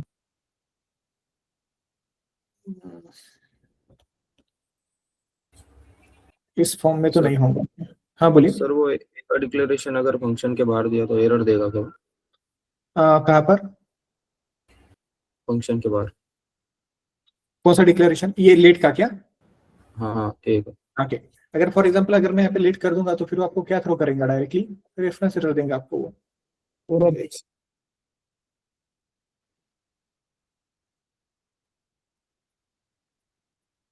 तो अभी यहाँ पे हुआ क्या, आपका जो स्कोप है वो आपका यहाँ से हट गया। अब हुआ क्या, यहाँ पे जो लेट बी है एंड देन आपने यहाँ पे ए लिखा है, तो ये ए बी स्कोप छोड़ के क्या चला जाएगा? बाहर चला जाएगा एंड देन वो आपको यहाँ पे 50 शो करेगा। एक सेकंड, इसे मैं कमेंट कर देता हूँ पहले, जस्ट 1 मिनट, बिकॉज ये 2 सेकंड के बाद एग्जीक्यूट होंगे and then see your output will be 50। हाँ यस, ये आपको यहाँ पे 50 यहाँ पे थ्रो कर रहा है। तो पहले उसने खुद के स्कोप में सर्च किया, नहीं मिला, देन वो फंक्शन के स्कोप में आया, उसको वहां पर भी वैल्यू नहीं मिली एंड उसके बाद वो क्या हुआ? ग्लोबल स्कोप में चला गया एंड ग्लोबल स्कोप में जाने के बाद देखिए स्टिल वो वैल्यू जो है वो आपको यहाँ पे 50 शो कर रहा है। सो ये होता है सिंपल लेक्सिकल स्कोपिंग। मीन्स वो सर्च करते ही रहेगा, ये स्कोप नहीं हुआ तो बाहर का स्कोप, बाहर का स्कोप नहीं हुआ तो उसके बाहर फिर से उस स्कोप को फाइंड करेगा। बट अगर उसको अगर फॉर एग्जांपल मैं इस तरह से लिख दूं तो अब what is the output of console? 80। अब वो क्या करेगा? नहीं, अब वो बाहर जाएगा नहीं, वो क्या करेगा? उसी वैल्यू को वहां पर ही सर्च कर लेगा। फॉर एग्जांपल ये जो लेट है, जो आपने यहाँ पे डिफाइन किया है, ठीक है, यहाँ पर अगर आपने लिख दिया तो अब होगा क्या? अब वैल्यू आपकी 50 आएंगी बिकॉज उसकी जो वैल्यू है एक ही, वो उसको यहाँ पर ही मिल गई। पर अगर वैल्यू यहाँ पर नहीं मिलती है तो बाहर के स्कोप में जाएगा, तो वो 50 को यूज करेगा, 50 से 80 हो गया। और अगर फॉर एग्जाम्पल मैंने ये लेट ए को यहाँ पे कमेंट कर दिया तो अब आंसर क्या आएगा? 130 आएगा। तो वो लेक्सिकली क्या कर रहा है? 1 by 1 स्कोप को छोड़ के उस वैल्यू को फाइंड कर रहा है। क्लियर है अभी?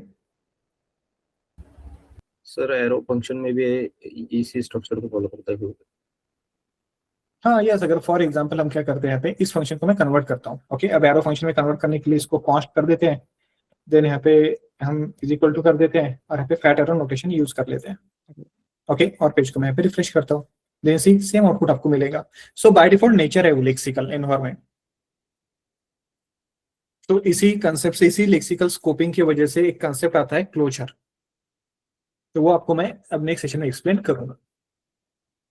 चलिए, क्लियर है? Yes everyone? यस। ओके, ठीक है। तो ये जो वीडियो है एक बार आप फिर से देखिए, ठीक है। एक बार देखने के बाद कल आप मुझे अगर इसके रिगार्डिंग कोई भी डाउट हो तो आप मुझसे डिस्कस कीजिए। पहले ये डाउट क्लियर होना इंपॉर्टेंट है, what is lexical scope, then how this जो कीवर्ड है वो किस तरह से वर्क करता है, कॉलबैक फंक्शन जब हम लिखते हैं ओके तो किस तरह से बिहेव करते हैं, तो ये काफी इंपॉर्टेंट है। तो इस वीडियो को आप फिर से देखेंगे जब ये अपलोड हो जाएगा, कल या परसों, जब ये कल अपलोड हो जाएगा, तो अपलोड होने के बाद एक बार आप फिर से इस वीडियो को देखना एंड देन अगर फिर भी कोई डाउट रहता है तो आप मुझे पूछना, देन मैं फिर से एक बार एक्सप्लेन कर दूंगा। सर कल के नोट्स अपडेट नहीं हुए शायद? हाँ नहीं, थ्योरेटिकल पार्ट में आज अपडेट करा के दे देता हूँ थोड़ी देर में, तो आपको मिल जाएगा। प्रॉपर डेफिनेशन, एरो फंक्शन वगैरह वो सारी चीजें आपको मिल जाएंगी। ओके, और कोई डाउट किसी को? कल का वीडियो भी अपलोड नहीं हुआ सर। कल का भी नहीं हुआ है क्या? ठीक है, मैं सर से बात करता हूँ, कल का भी वीडियो शायद से हो गया होगा थोड़ी देर में, आप देख लो, बिकॉज सर ने मुझे टॉपिक तो पूछा था। कल का वीडियो अपलोड हो गया होगा। सर मैंने मैसेज किया था उनको। हाँ, वीडियो लेक्चर जावास्क्रिप्ट 31 ना? हाँ कल का हो गया ये। ओके, अभी उन्होंने थोड़ी देर पहले अपलोड किया शायद से। 38 का है वो लग रहा, देखा पहले। अच्छा, इसमें नहीं है क्या, मतलब वो एग्जैक्ट वही वाला नहीं है क्या वीडियो? नहीं, यही है सर, वो 31 का, 31 का जो ओके, यहाँ सेकंड पे वो शायद से डेट गड़बड़ हो गई है थोड़ी सी। डेट गड़बड़ हो गई। हाँ, यहाँ पे 30 जन को these and class keyword and वो हमने लिया था। ओके, ठीक है, क्लियर है? Yes everyone. सो एक बार आप फिर से